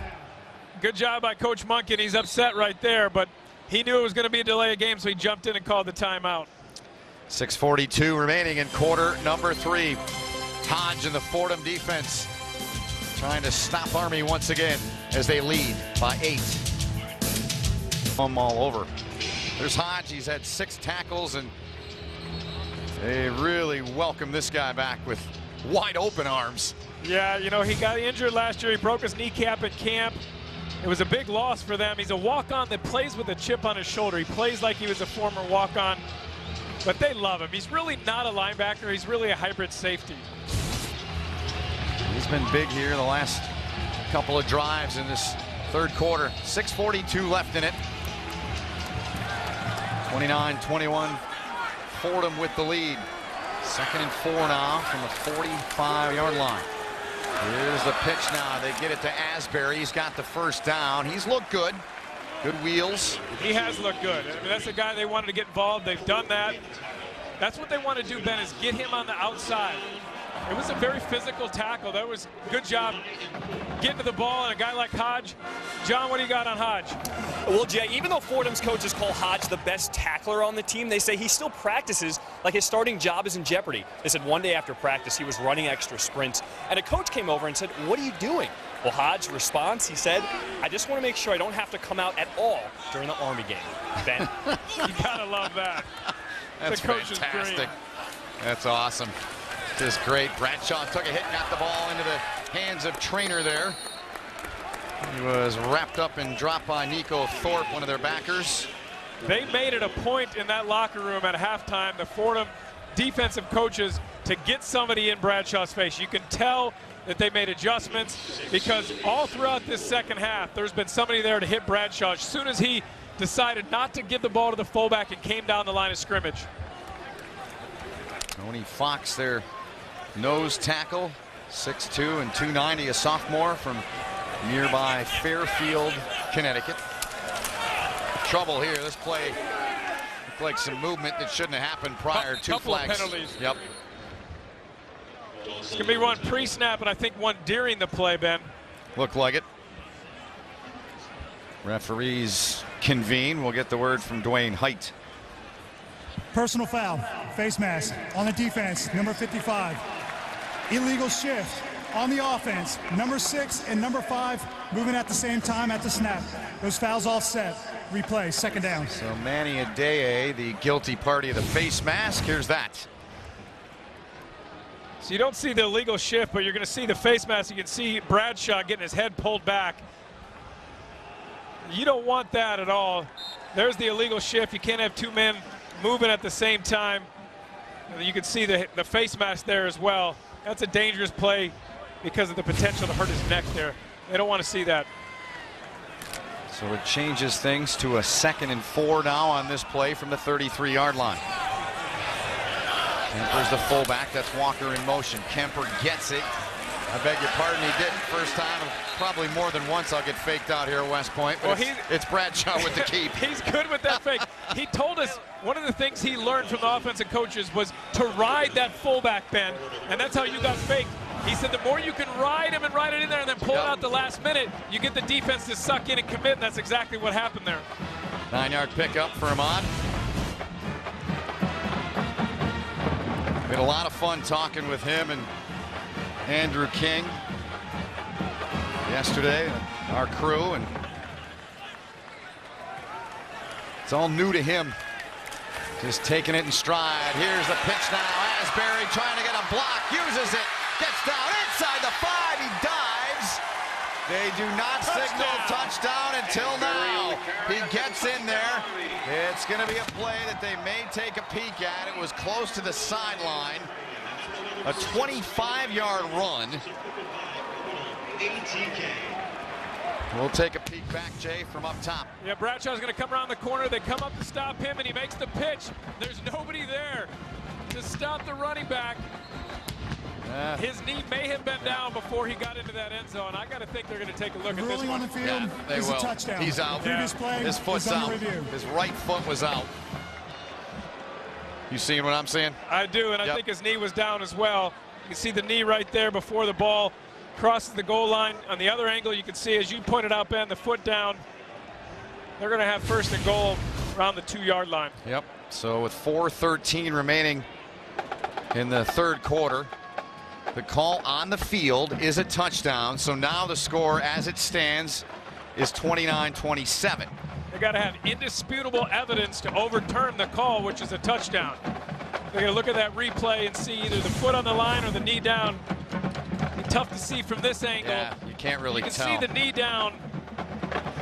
But where's the ball from that angle? I think the overhead look of the sideline that we saw was the best look, and I promise you we'll see that right here. That foot's the foot's out anyway inside of the 3. The right foot was out. No question. Yep, right there. So about the 2.5, right? Yeah, exactly. You can see it right here. Yeah, it was a great look by our crew and good work by them to find the right angle. Yep.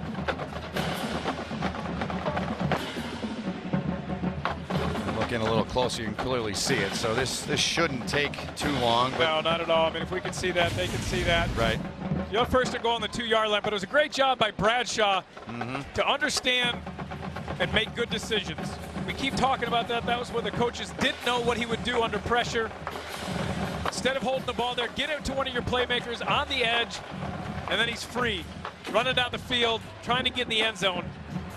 Here comes the call. After review, the ball carrier's foot was out of bounds prior to the ball crossing the goal line. The ball will be placed at the 1.5-yard line. 1st down. Generous spot, but that's where they're putting it. Yeah, I think it was a little generous. It's a 2.5. Good catch seeing that originally. It's okay. They got it right. And Army will, as you said, Jay, will have it. First down and goal with 4:13 to play in the third quarter. Both teams came out in this third quarter, and until this drive for Army, they've really struggled offensively, but Army's knocking on the door. 3 of 3 in the red zone, 3 touchdowns. Matt Giaquinta is the fullback now behind Bradshaw. Bradshaw is going to give it off to Giaquinta. Touchdown. Army marches in. He's got a little bit of Mike Allstott in him as a fullback. That's good. who he reminded me I like of. that. You could expect that coming there. The big fullback up the middle, give it to Giaquinta, the captain, let him power into the end zone for the touchdown. That's just power football right there. He had 1 touchdown a year ago, played in 11 games, 152 yards, and Army's going to line up. They're going to go for 2 and go for the tie. Of course, they've got the charts and the slide rules, and this one pretty easy. 4 minutes left in the third quarter, though. Sometimes you chase those points, and it comes back to bite you when you start doing it in the third quarter. Giaquinta's the only guy in the backfield behind Bradshaw. Bradshaw's got it, going to keep it, going to take it in. He converts on the 2-point conversion. This sophomore has been something special tonight. Tie game at 29.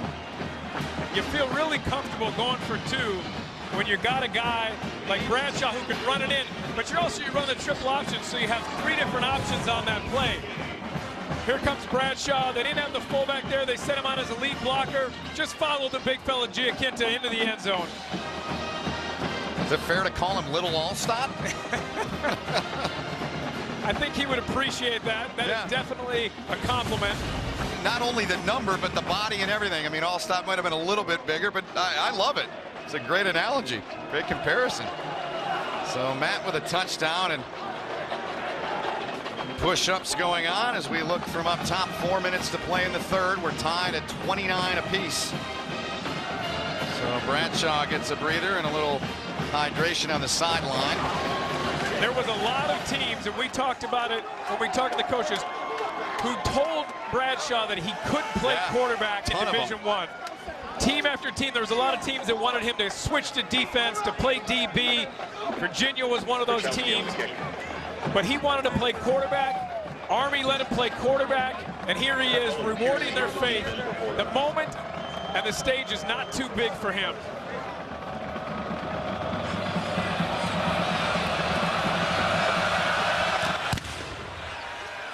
Chowski puts a foot into it. Pretlow will take it a yard deep in his own end zone. Runs into trouble, and he will be swarmed and buried. He gets out to about the 18-yard line. That's where Fordham will go to work with 3:51 to play in quarter number 3. It's been tough sledding all night long on that kickoff return. Army's done a great job of swarming to the ball. That's what you want to do on kickoff coverage. Get numbers to the ball, stop the initial penetration, and then have everybody come to the ball and make the tackle. Gang tackling, that's what you want to see on special teams.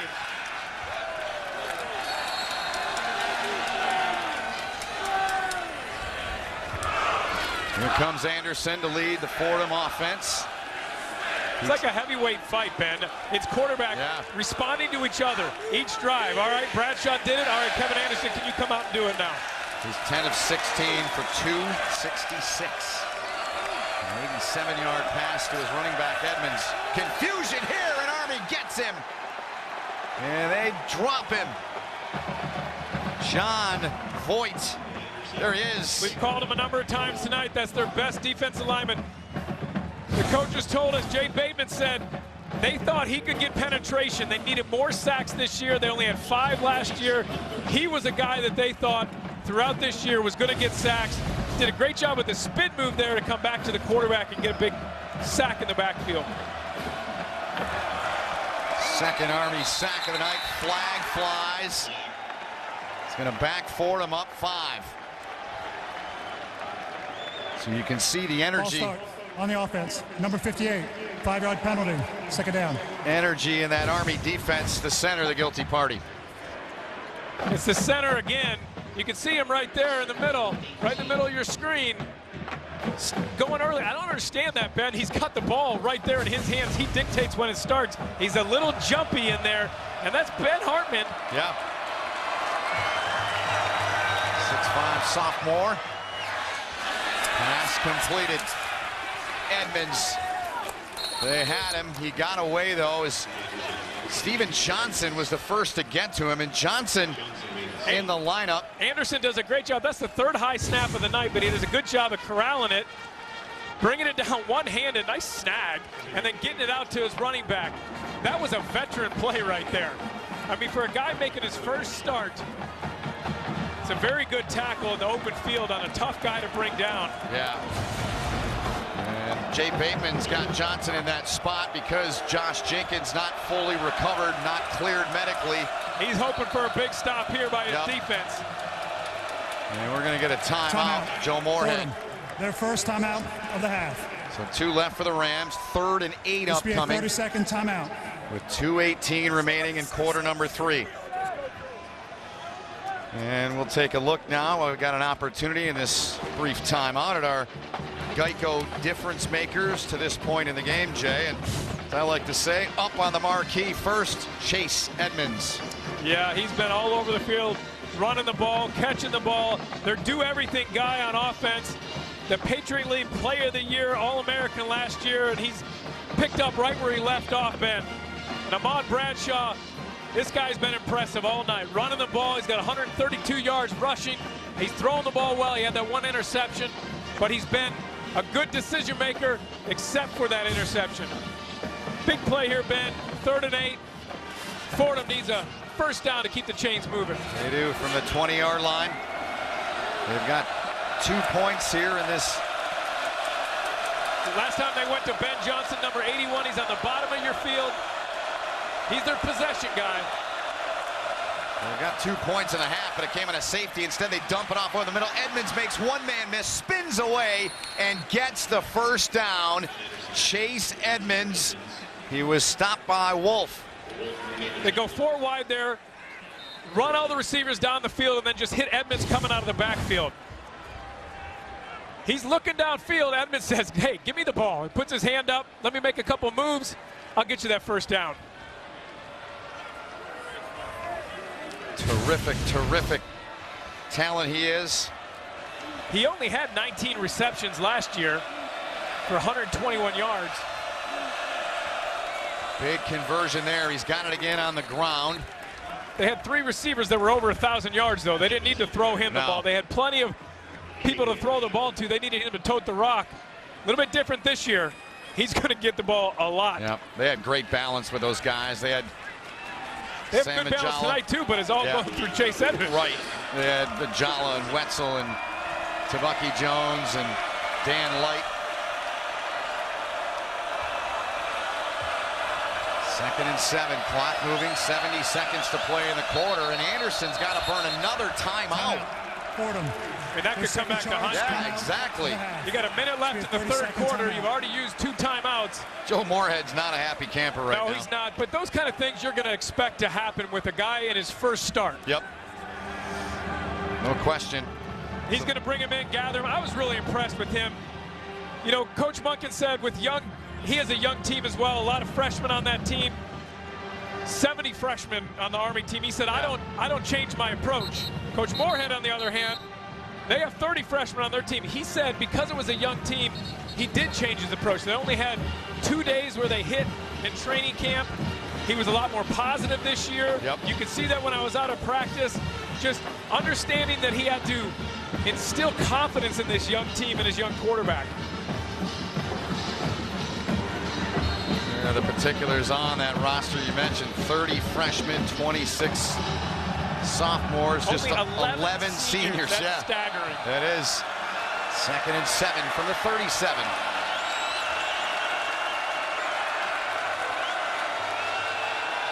Good protection.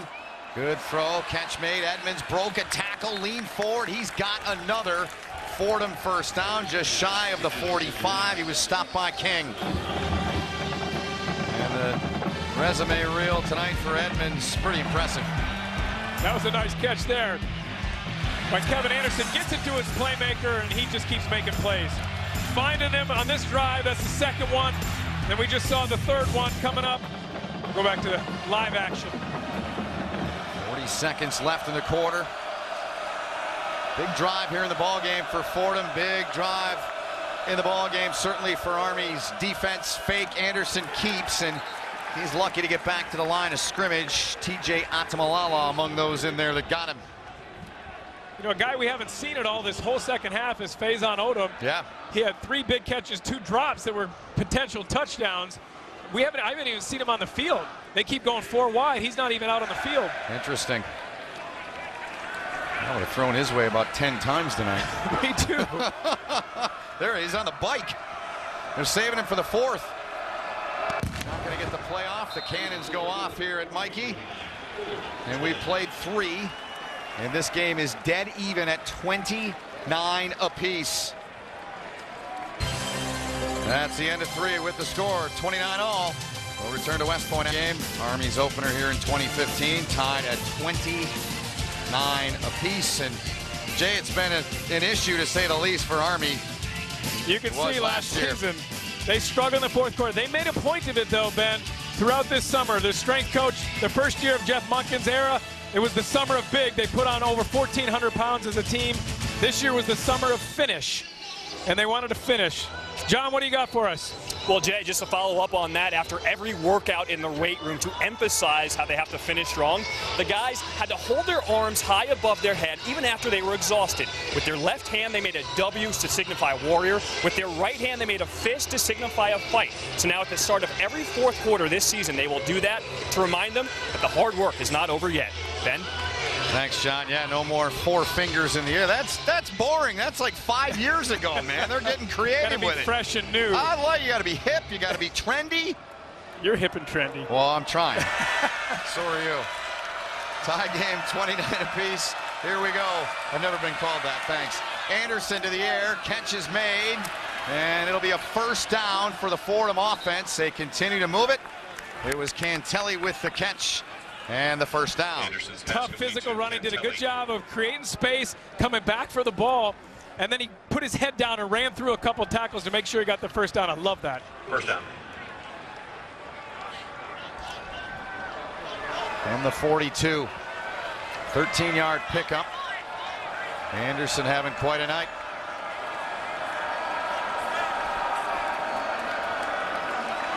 Takes a look at Edmonds, now looks to the sideline.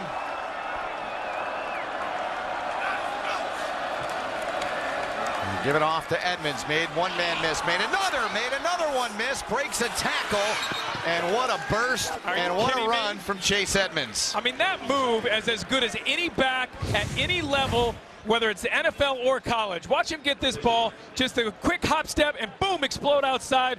Another cut inside, breaking tackles. He is something special. Fordham was lucky when they recruited him. One of the things he said, he came to Fordham because they were the first team that showed a lot of interest. He had loyalty to them because of that. They were pretty lucky that they got on him early. 15-yard pickup. Fordham knocking on the door of the red zone. 27-yard lines where they'll go from here. Give it off, and it's Edmonds, nothing. Good job by England coming up to make the tackle. We touched on England earlier, and we touched on Steven Johnson, and he is starting and playing the spot that number 3, the Shark Josh Jenkins, played the last couple of years. He is clearly their best all-around player, and he is injured, not cleared medically, involved in a fight earlier this year on the post, and trying to get him healthy and clear to get back. Good pressure turned in there by King and Atamalala on Anderson there to bring up 3rd down. He held the ball too long there, Ben. He actually had the slot outside, Longy outside, and he just didn't deliver the ball. It was out and up, throw the ball.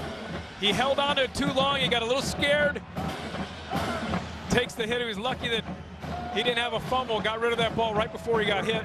Good pressure, though, up the middle. That's what Army needs. 3rd down for Fordham tonight. They're 6 of 9. They need to get to the 17-yard line. Watch Edmonds out of the backfield here. They fake to him. He's going to stand and block now.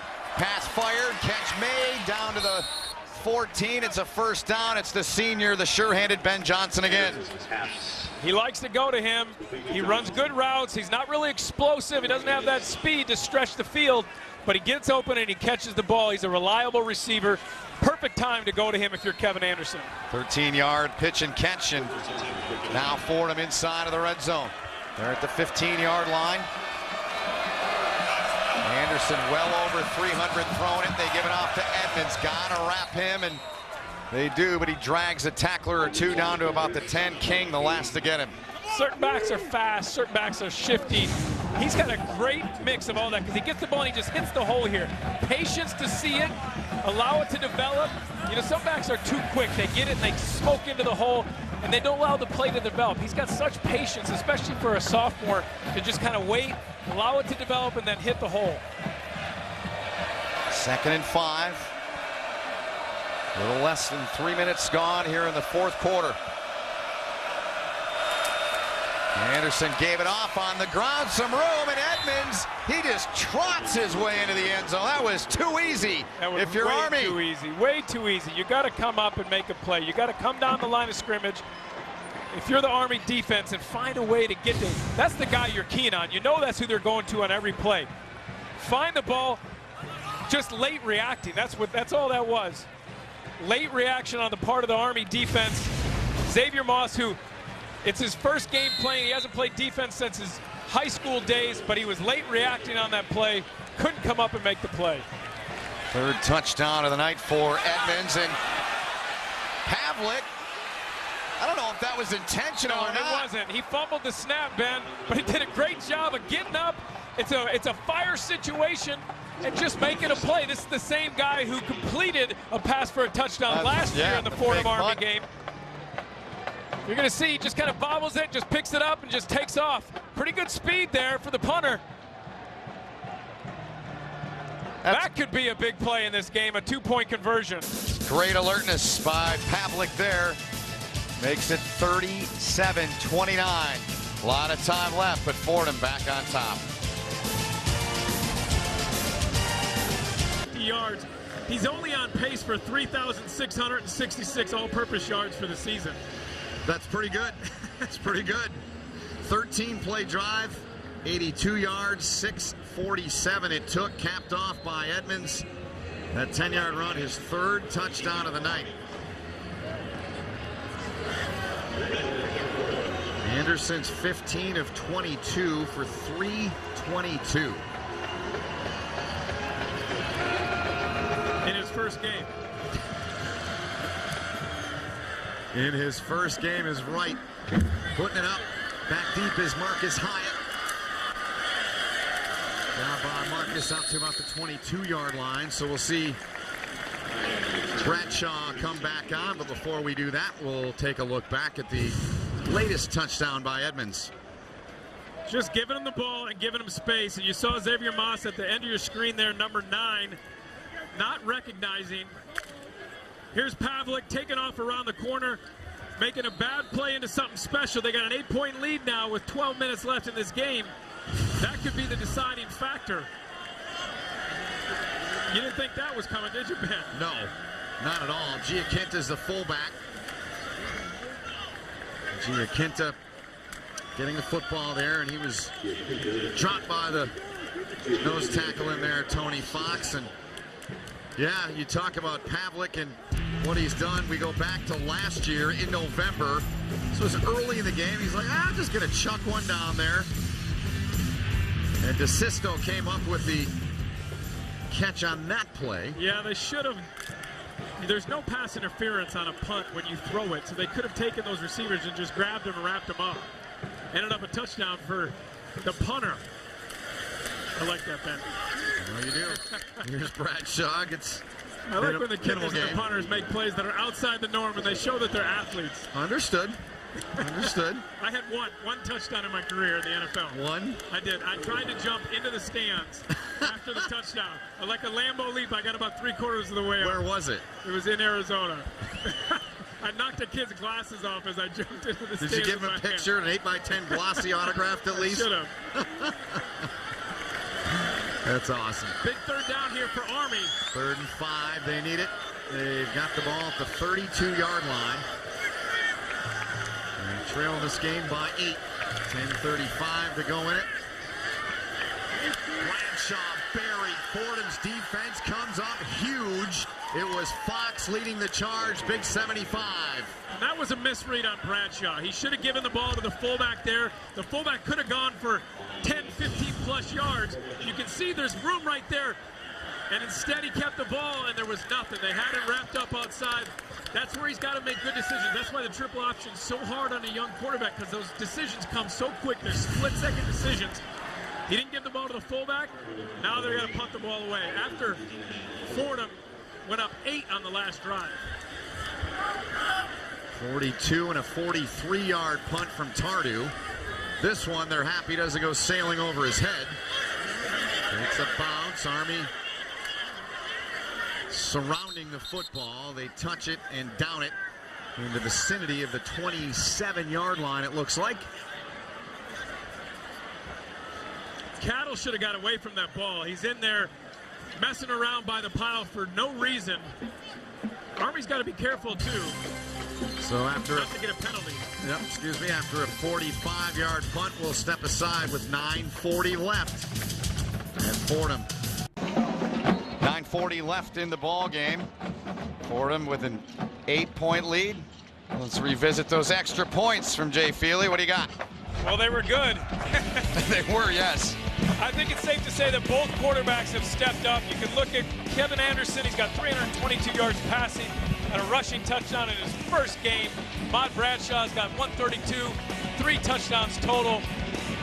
Fordham's only had 2 tackles for a loss, and Army has not stopped Chase Edmonds. He's got 250 total yards. He's got 140 receiving yards. That's 20 more than he had all of last season. He has been the all-purpose back for them. 87 came on a pass in the first half. Here they go back to work. Gets out to about the 30-yard line.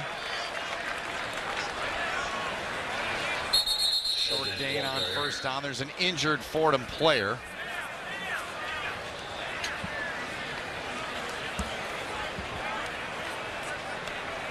John Boyd, their right guard, getting the attention now. You hope that's a cramp. Yeah, it kind of looks like it. Their backup is Eric McCauley. That's who'll be coming in, junior.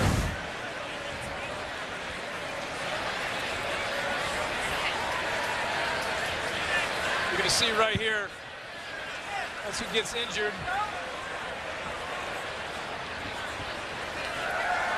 Don't really see much. That kind of got rolled up there at the end. Yeah. Although when you get big bodies rolling around, that's easy for me to say I didn't see much. So they get John Boyd up Good to and see. He's walking well. Under his own power, he makes his way off. So the offense comes back on, and they'll go back to work here after a 2-yard gain on first down. He looks like he's all right. So this nearing the midway point of the fourth quarter. Your Army's defense, you need to stop, you need to turn over. As Anderson in this offense, they've been well tuned tonight. There's a pass to Odom. There's a flag back behind the play. First time we've seen Odom the entire second half, and he goes right back to him. Yep. Dropped a couple touchdowns in the first half. Here comes the call. Personal foul, face mask on the defense, number 78, 15-yard penalty, second down. Offense. That's right. Second down. That's right. Hey, it's the first game for all of us. Exactly. There's 8 referees now. That's one of the changes, but just an honest mistake. It happens, and the guilty party there, Anthony Coyle. Yeah, you can see him right there. Gets a hold of that face mask and grabs onto it, twists the neck. That's an easy call for those officials, and a good call, too. The 8-man crew is one of the 5 major changes this year in college football. The penalty backs them up. They got second and 23. Not what they were looking for. From the 15. Anderson fakes the handoff. Edmonds springs out, He dumps it off, and he turned and looked away, or else he's got it. And the way he's run tonight, he might still be running. That may be the first mistake he's made all night. Yeah. And he dropped the ball.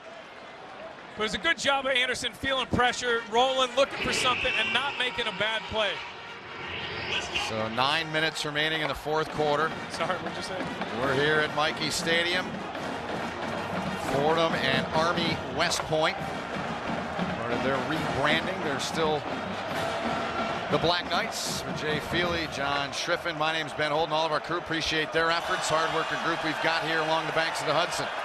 So now 3rd and 23 from the 15. Ton of time, runs out, got him from behind. Army's defense comes up. Guess who? Voigt. That's a big tackle and a big play. Really good job downfield, really a coverage tackle there. Anderson's looking around, he goes through a couple of progressions, can't find anything. Doesn't make a bad play. Sometimes 4th down is not the worst thing punting the ball. Don't force it, but a good job by Voigt coming back and making that play. That's a hustle play by him. 3rd Fordham punt, 36 and 35 for Pavlik. Edgar Poe back near his own 40. Pavlik puts a foot into it. Good kick coverage down there. Poe dropped the ball. It's on the turf. Fordham came away with it. Fordham has the football. Huge mistake for Poe. He can't believe it. He's in there. He's not really a dynamic returner. He's in there because he's solid with his hands. He can catch the ball and secure the ball. You can watch him here. He doesn't look the ball in. As a returner, you're taught to square up and look the ball in. You can see his eyes are still up. Doesn't make the catch. And Hodges is right there to jump on it. And he did a very good job, Hodges did, of not getting inside that 1-yard circle. When you're head up on the returner, if in college, if you get inside that 1-yard halo, it's a penalty. He stopped right in front, didn't interfere with him, perfect position, but you can feel that pressure, and that may have led to the mistake by Poe. What a night for Hodge. And what a break for Fordham. They go back to the ground. Chase Edmonds outside, again with that speed. England was there to help wrap him up. But that is a 1st down. They'll move the sticks again as we're inside of 8 minutes remaining in the ball game.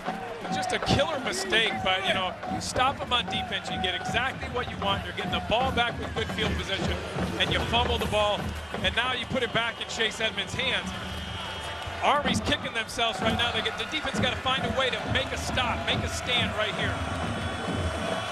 And at 12 on the run by Edmonds. He averaged last year 176 of all-purpose. He's well north of that tonight. He has had a monstrous night. First game of his sophomore career. He looks strong as he did in the beginning of the game. Gets down to about the 20-yard line. With an 8-point lead, 7 minutes left, you start thinking about the clock. You want the ball in Edmonds' hands, but the benefit of that is it's going to continue to keep that clock rolling. Joe Moorhead, year number 4 of his tenure at his alma mater. 64 in the first half for Edmonds, 60 here to this point. And the second on the run. Anderson, nobody's open. He'll just take it, get out of bounds, get what he can as Tim forced him out of bounds over there. Smart play by the young quarterback. He's rolling to his left. That's a hard pass anyways. Instead of trying to force something, just tuck it, get what you can get to 3rd down. You're in the red zone now. See Anderson rolling out. He's looking for Ben Johnson. He didn't have him. Didn't really have Longy there, so just tuck it, try and get a 1st down. That's a smart play by him. Absolutely. Savvy play from him. He's a junior in terms of eligibility. Transferred in from Marshall. 3rd and a yard. Rams are 7 of 11. Snap goes over his head. Edmonds goes back. He's got it. Trying to get away, and he is swarmed and buried. And that's out of field goal range. It is. They're back outside the 35. They're at the 36. Tevin Long in there, part of that defensive play for Army. It's been a tough night. You can see that ball going over the head. Ben Hartman's had a very difficult evening. He's had a number of false starts. snaps that one over the head, knocks them out of field goal range. They were in there for a short field goal. Very interesting, they got the offense still on the field, Ben. Yep, they do. They lost 21 on the play. 6 minutes remaining. Anderson pointing at the play clock, which is now down under 5. Now it's 2. Yep, and they've only got 1 timeout left. That's all right. They're going to take a delay a game. They're backing up. Yep. Delay a game on the offense. 5-yard penalty. Faison Odom was late getting on the field. That delayed that play. High snaps have been a problem all day. Fordham had that one in the first half. Anderson corralled it. They've had about 4 in the game. Hartman taking over at center. That'll take some time. And that one right there, just nothing Anderson could have done. Yep. It's a good job by Chase Edmonds to get on the ball. He tried to make a play.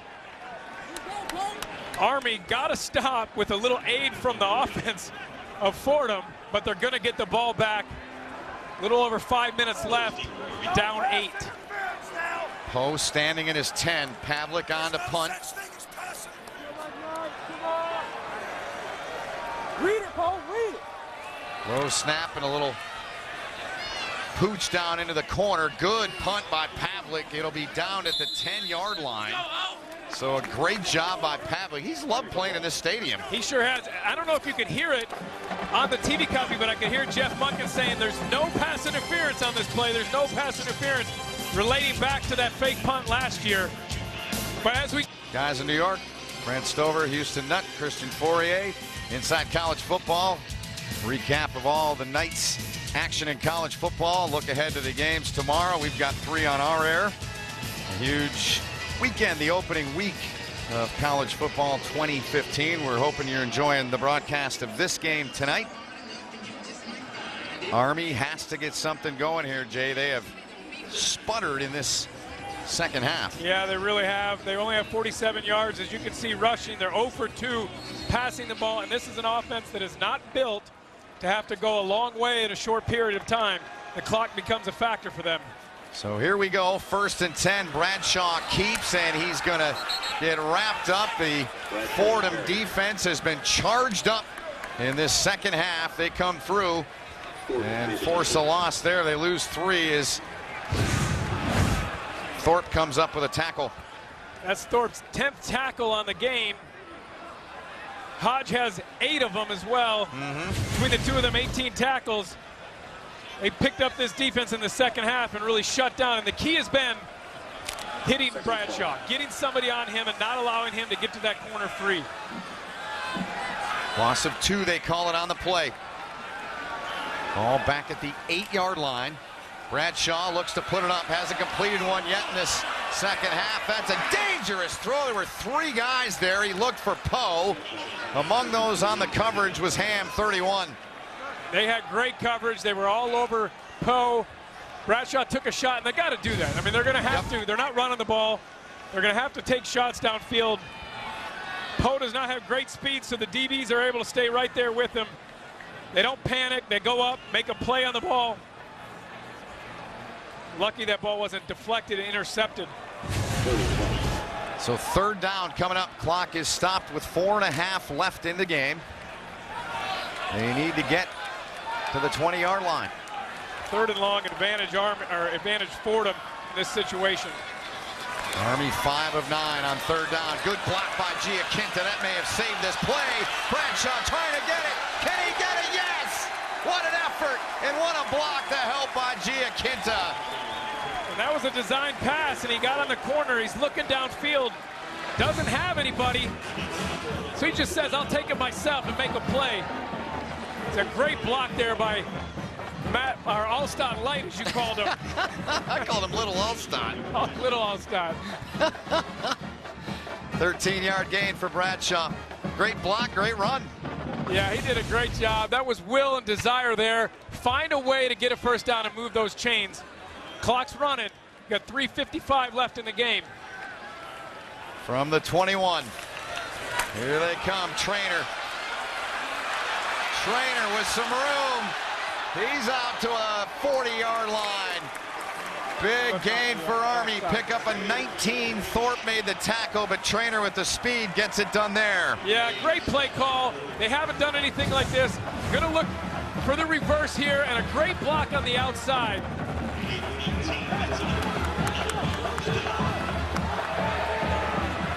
Here he comes around. You just see the great block right there on the outside to spring Trainer and give him a lane up the field. That's exactly what Army needed. Moving the chains. 3:15 left from the 40. Bradshaw looking to fire, got a man down the middle. Asbury's got it! The catch, and they move the sticks again. What a great throw by Bradshaw. He showed touch that you don't know that he has. Steps back in the pocket, throwing back across his body, and just drops a dime in there. You're going to see Walker coming down the middle of the field. Comes back to the ball. A very good job of adjusting to the ball in the air. And a great catch. 32-yard gain. 2:46, down 8. They need a touchdown and a 2-point conversion to tie it. Here goes Bradshaw. Gets some help now. He flings it to the corner. And they come up with it. They await the word. Touchdown! Bradshaw threading the needle. 27 yards. He hasn't completed one all half. He was 0 for 2 before this drive. And Let me just throw a couple of dimes up there and get us back within a 2-point conversion.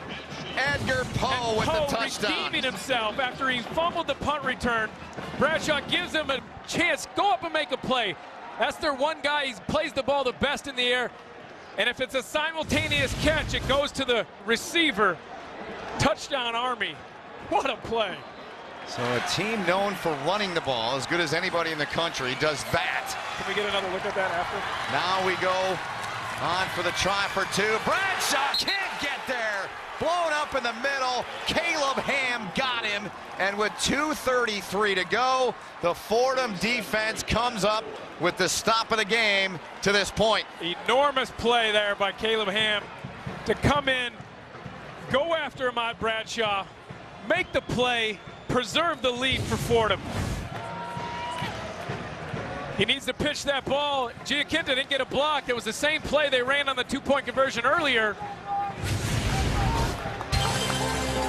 So Army's defense will have to get it back. 33 left in the game. Time now, Jay, for our play the game brought to us by Mercedes-Benz. They need the 2-point conversion. The most inexperienced player on that team comes up and makes the biggest play of the game. Caleb Ham stopping Bradshaw and stopping the 2-point conversion. He only played in 11 games, mostly on special teams last year, but he made his presence felt. Got an onside kick possible formation here for Army. You know, I don't know about this. If I hit the onside, I mean, it's 2:33 left. You got 2 timeouts. Yeah. You can stop them and get the ball back. Just because they're lined up in a possible onside kick formation doesn't mean they'll still kick it deep. So here we go, 2:33 to go. Fordham. They are going to kick it deep now. With a 2-point lead. And that ball, it looked like it hit the Army player there before it went. Timeout. Really? We got a timeout, Army. Wow. Army. Their second timeout of the half. So they're down to 1. 30-second timeout. Yeah, that is a killer right there. Yikes. You have an onside kick planned. You decide not to do it, and you got to call a timeout and burn one of your 2 timeouts. Now you're looking at trouble getting the ball back because you can only stop the clock 1 time. Right. So Army took the ball. They were down 8. Now you have to kick the onside kick. No question now. Yep. Because if you kick it deep, you run 1 play, you got 2:25 left. Yep. They can almost run out the clock on you. Yep, there's a timeout situation. Each with 1 each. So they went with the slow roller there. One of the points of emphasis this year, Ben, is to make sure that on the onside kick team, they don't make contact with the receiving team before 10 yards. And they can review that. That's one of those changes. It is. It's reviewable. Yep, the blocking on the onside kicks. So Grachowski sets his office up at the 35. What are you looking for here? What do you want to see? Well, you want to see him either. He looks like he's lined up exactly the same. There's the kick, and it goes right in to the waiting hands there of Kendall Piercy, one of the good hands guys. They're number 2 back, and Fordham's got it with 2:32 to go in the ball game. Just not a good kick by Grakowski. You got to give your team a chance. You got to get the ball outside. He hits it too deep and too far inside. You want that ball outside about 11 yards from the spot you're kicking it, trying to get a high bounce. He wants it out by the 0 on the 40, and he hits it in the middle. You just don't have a chance of getting that ball. Nobody can get down fast enough, and Fordham can almost run out the clock here. 1 timeout remaining for Army. Rachowski on the sidelines, and Anderson trots on with the offense. What a night it's been for this Fordham offense. Over 300 through the air for Kevin Anderson in his first start. Chase Edmonds, a monster night on the ground and receiving. Just keeps his feet moving north-south, trying to get something, but he's just trying to protect the ball more than anything, right? Absolutely, Ben. You know, with all the problems they've had. Army. Their 3rd and final timeout of the half. With all the problems they've had snapping the ball today. You know, 3 high snaps and a 4th one that went over the head of Kevin Anderson, knocked him out of field goal range. Just snapping the ball alone and getting it to your quarterback without having an issue will make Joe Moorhead happy. Right. Let's get down to John Schriffen, who's got some info on Fordham. And John, they weren't worried about coming up here, were they? Well, Ben, you know, there were tons of questions about how Fordham would rebound after losing so many key players from last year's team. And Coach Joe Moorhead's response, so what? In fact, that's the team slogan for this year. And before stepping onto the practice field, every day the player has to tap their head and put all of their problems into what they call a distraction box. That way, when they're playing, their focus is football. Ben? Yes, sir, John. It's been their focus tonight. They felt last year when they came up, they just didn't get the ball enough in that second half. Anderson just slides down. As getting in there was Andrew King, who was involved way back around 7-10 when this game started. Recovered a fumble by Anderson. Now it's 3rd down. The clock continues to tick. So Army, if they can stop here, Jay, they're going to get a decent amount of time if they can get the stop. Well, I'm pretty sure that they're not going to put the ball in the air. They're not really trying to get a first down here. I could see him giving the ball to Chase, allowing him to try and make plays with his leg and get a first down that way. You don't want to take any chances here if you're Fordham. Give the ball back to Army at midfield. With the play clock down, they get it off at 4. They give it to Edmonds. He spins away, wrapped up and dropped just over the midfield line. Army is out of timeout, so they'll run it down to about a minute. Yep. Before they punt or take a delay a game, allow the full clock to run out and then punt the ball. Army should get the ball back with about 55 seconds left. Yep. And they're only down 2. They need a field goal. They got a kid who's got a strong leg. Grakowski, I saw him make a 55-yarder in warm-ups. The potential is there. They don't have a lot of time to do it. And unfortunately, Ben, it's not an offense that's built to get down the field in a hurry, although last drive, Bradshaw said, I'd get down the field in a hurry. I'll throw 2 balls, throw 2 dimes, and get a touchdown. They were 0 for 7 prior to that drive, their last 7 tries. On the offense, 5-yard penalty, 4th down. So there's a delay of game. So, yeah, so like you said, 55, somewhere between 50 and 55, they should get it back. Now, remember, the last punt return that they had, Poe dropped the ball and Fordham got the ball back. It looks like Poe's going to go back there again. He's their sure-handed guy. He just caught the touchdown pass on the last drive. Totally redeemed himself. Yes, he did. Yes, he did. So Army's return team comes on. Pavlik trying to get his guys lined up. There is Edgar Poe. And Pavlik, play clock running down. Here comes the heat. They brought the kitchen sink and then somebody got the punt away. Poe has the fair catch. They're going to spot it just across the 20, call it the 21-yard line with 55 seconds left. So they need 40 yards, Ben, to get them into something that is in the realm of possibility. Right. They really need about 45 yards to get them into where it's a makeable field goal. And you got 55 seconds and no timeouts. Well, Gachowski had a 52-yarder against Navy last year. He was 7 of 13 on the season. There's the target line and the 52-yarder against the mids. So it comes down to this, 55 seconds to go. Army's out of timeouts. Grachowski waiting in the wings. He hopes. And they've got Kelvin White lining up at quarterback here, who came here as a quarterback. Now is about a 250-pound tight end. Kelvin can zing it. Moss has got it! Xavier Moss! They went to the well and brought their safety back, put them on offense. They weren't going to do it in the first game, but necessity sometimes demands it. I love it. 26-yard gain. So White with a spike. I love it. Kelvin White, who came here as a quarterback, then moved to wide receiver, then put on 40 pounds last year as a tight end. Now he's in there again, chucking it. You know, we talked to this kid a lot, and yeah. I loved him. He's a guy that has been very unselfish. And for him to get a moment like this and to throw a strike like that coming off the bench is just awesome. And I have to bring this up. Remember, I always razz Brent Davis, and I did Ian Shields. I said, throw the ball more. I said, well, we see Moss. He said, not in this game. Not in this game. Well, he had to, as you said, go to the well. Here they go.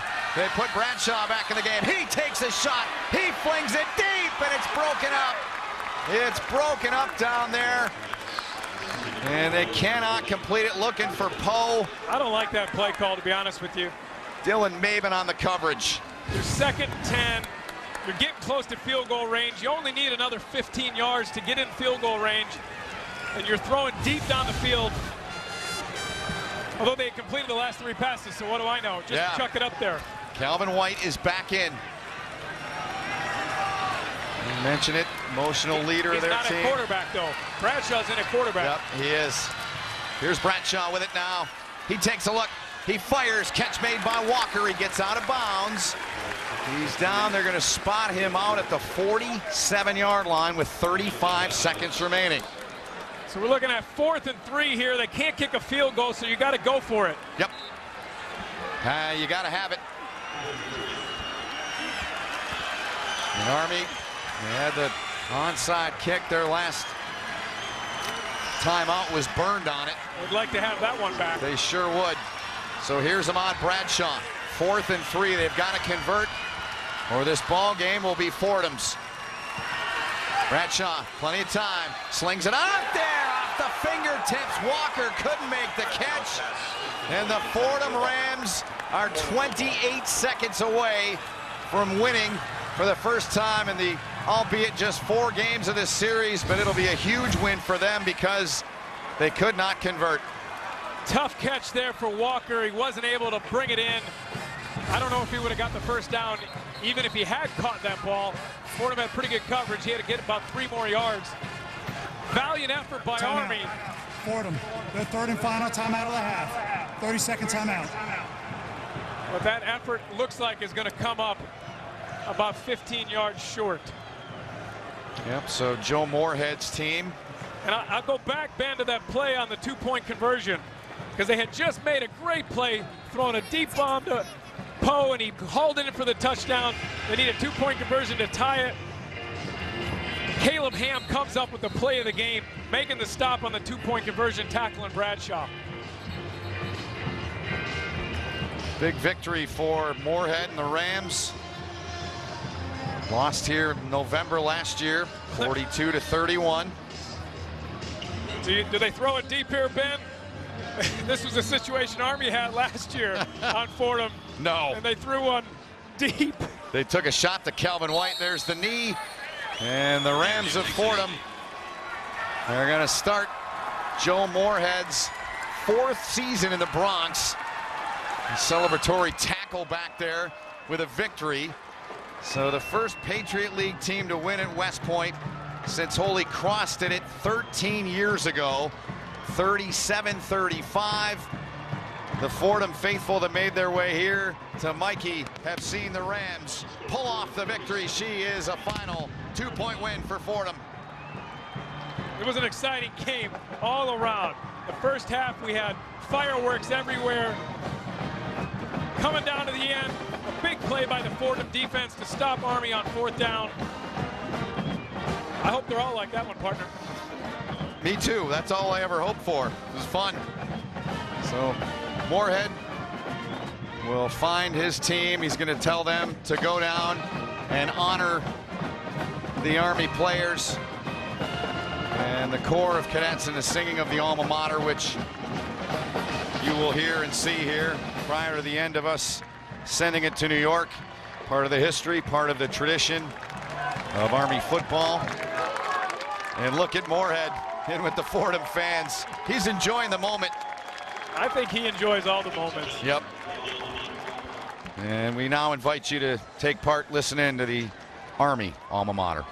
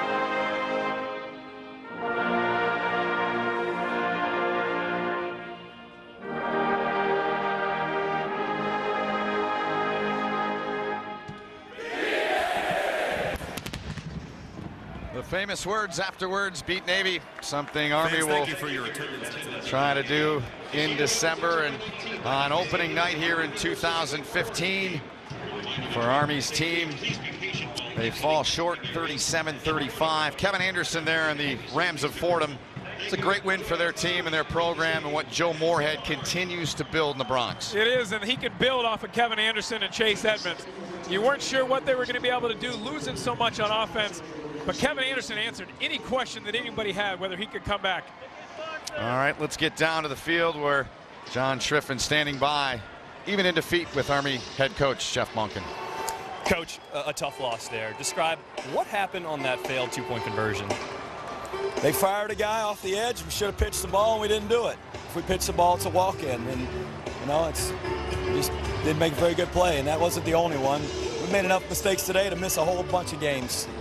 There was also that onside kick. You had to waste a timeout. What happened on that one? Well, we were trying to kick it to the right spot. I felt like we needed to get the onside kick there.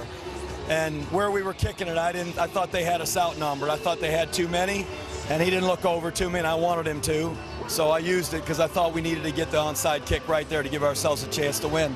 And, you know, hindsight's 20/20. I wish I had the timeout, but still we had a chance to put the thing down in field goal range there at the end and just didn't make the plays. Coach, thank you so much. Ben? Thank you, John. And to Jeff Monken as well for taking the time, even in the defeat here for his guys. And Fordham, they're happy, certainly celebrating with their fans. A final thought, Jay Feely, from you on this one tonight. Great game it was. Army played really well. Ahmad Bradshaw made a lot of plays in the first half, not as many as he needed to in the second half. But really the story of the game was Chase Edmonds and his ability both running the ball and catching the ball to the backfield. And he is as dynamic a running back as you're going to see on any level in college football this year. All right, the victorious coach is now with John Schriffen on the field. Johnny. Coach, congratulations, a big win. All week you preached to your guys that they had to believe that they were the underdog. Yes, sir. How did you pull off this big win? It was a complete team effort. Offense, defense, special teams, everybody contributing to the win. And, you know, we challenged our guys with the amount of people we lost, you know, and our motto is one at a time and so what. And then they came out today and they personified that. All three phases of the game, one at a time at a championship standard. And, you know, I've never been more proud of a football team in my coaching career. Chase Edmonds, a big game. We knew he was going to have a good game. But Kevin Anderson, the unknown, what did you learn about your quarterback after tonight? We learned that Kevin's a guy who can shine under the bright lights, and that was the biggest question. Obviously had a bit of a catastrophic start to the game in his career as a starter, but he bounced back well. He played like a veteran. Coach Browner does a great job coaching him. The guys around him supported him, and he's we set the bar high for quarterback play here, and he's got big shoes to fill, but that's a good start. Coach, big win. Congratulations. Thank you very much. Thank you. Ben? Thank you, John. Thanks to Joe Moorhead as well. We appreciate it. And a big win for the Rams of Fordham. Again, our final score, 37-35, Fordham. For Jay Feely, John Schripp, and all of a hard-working crew, my name is Ben Olden. Hope you enjoyed the broadcast. It's our pleasure to bring it to you. This has been a presentation of CBS Sports Network, the 24-hour home of CBS Sports. Let's now send you to Brent Stover in our New York studio. The guys, it's Inside College Football coming your way next.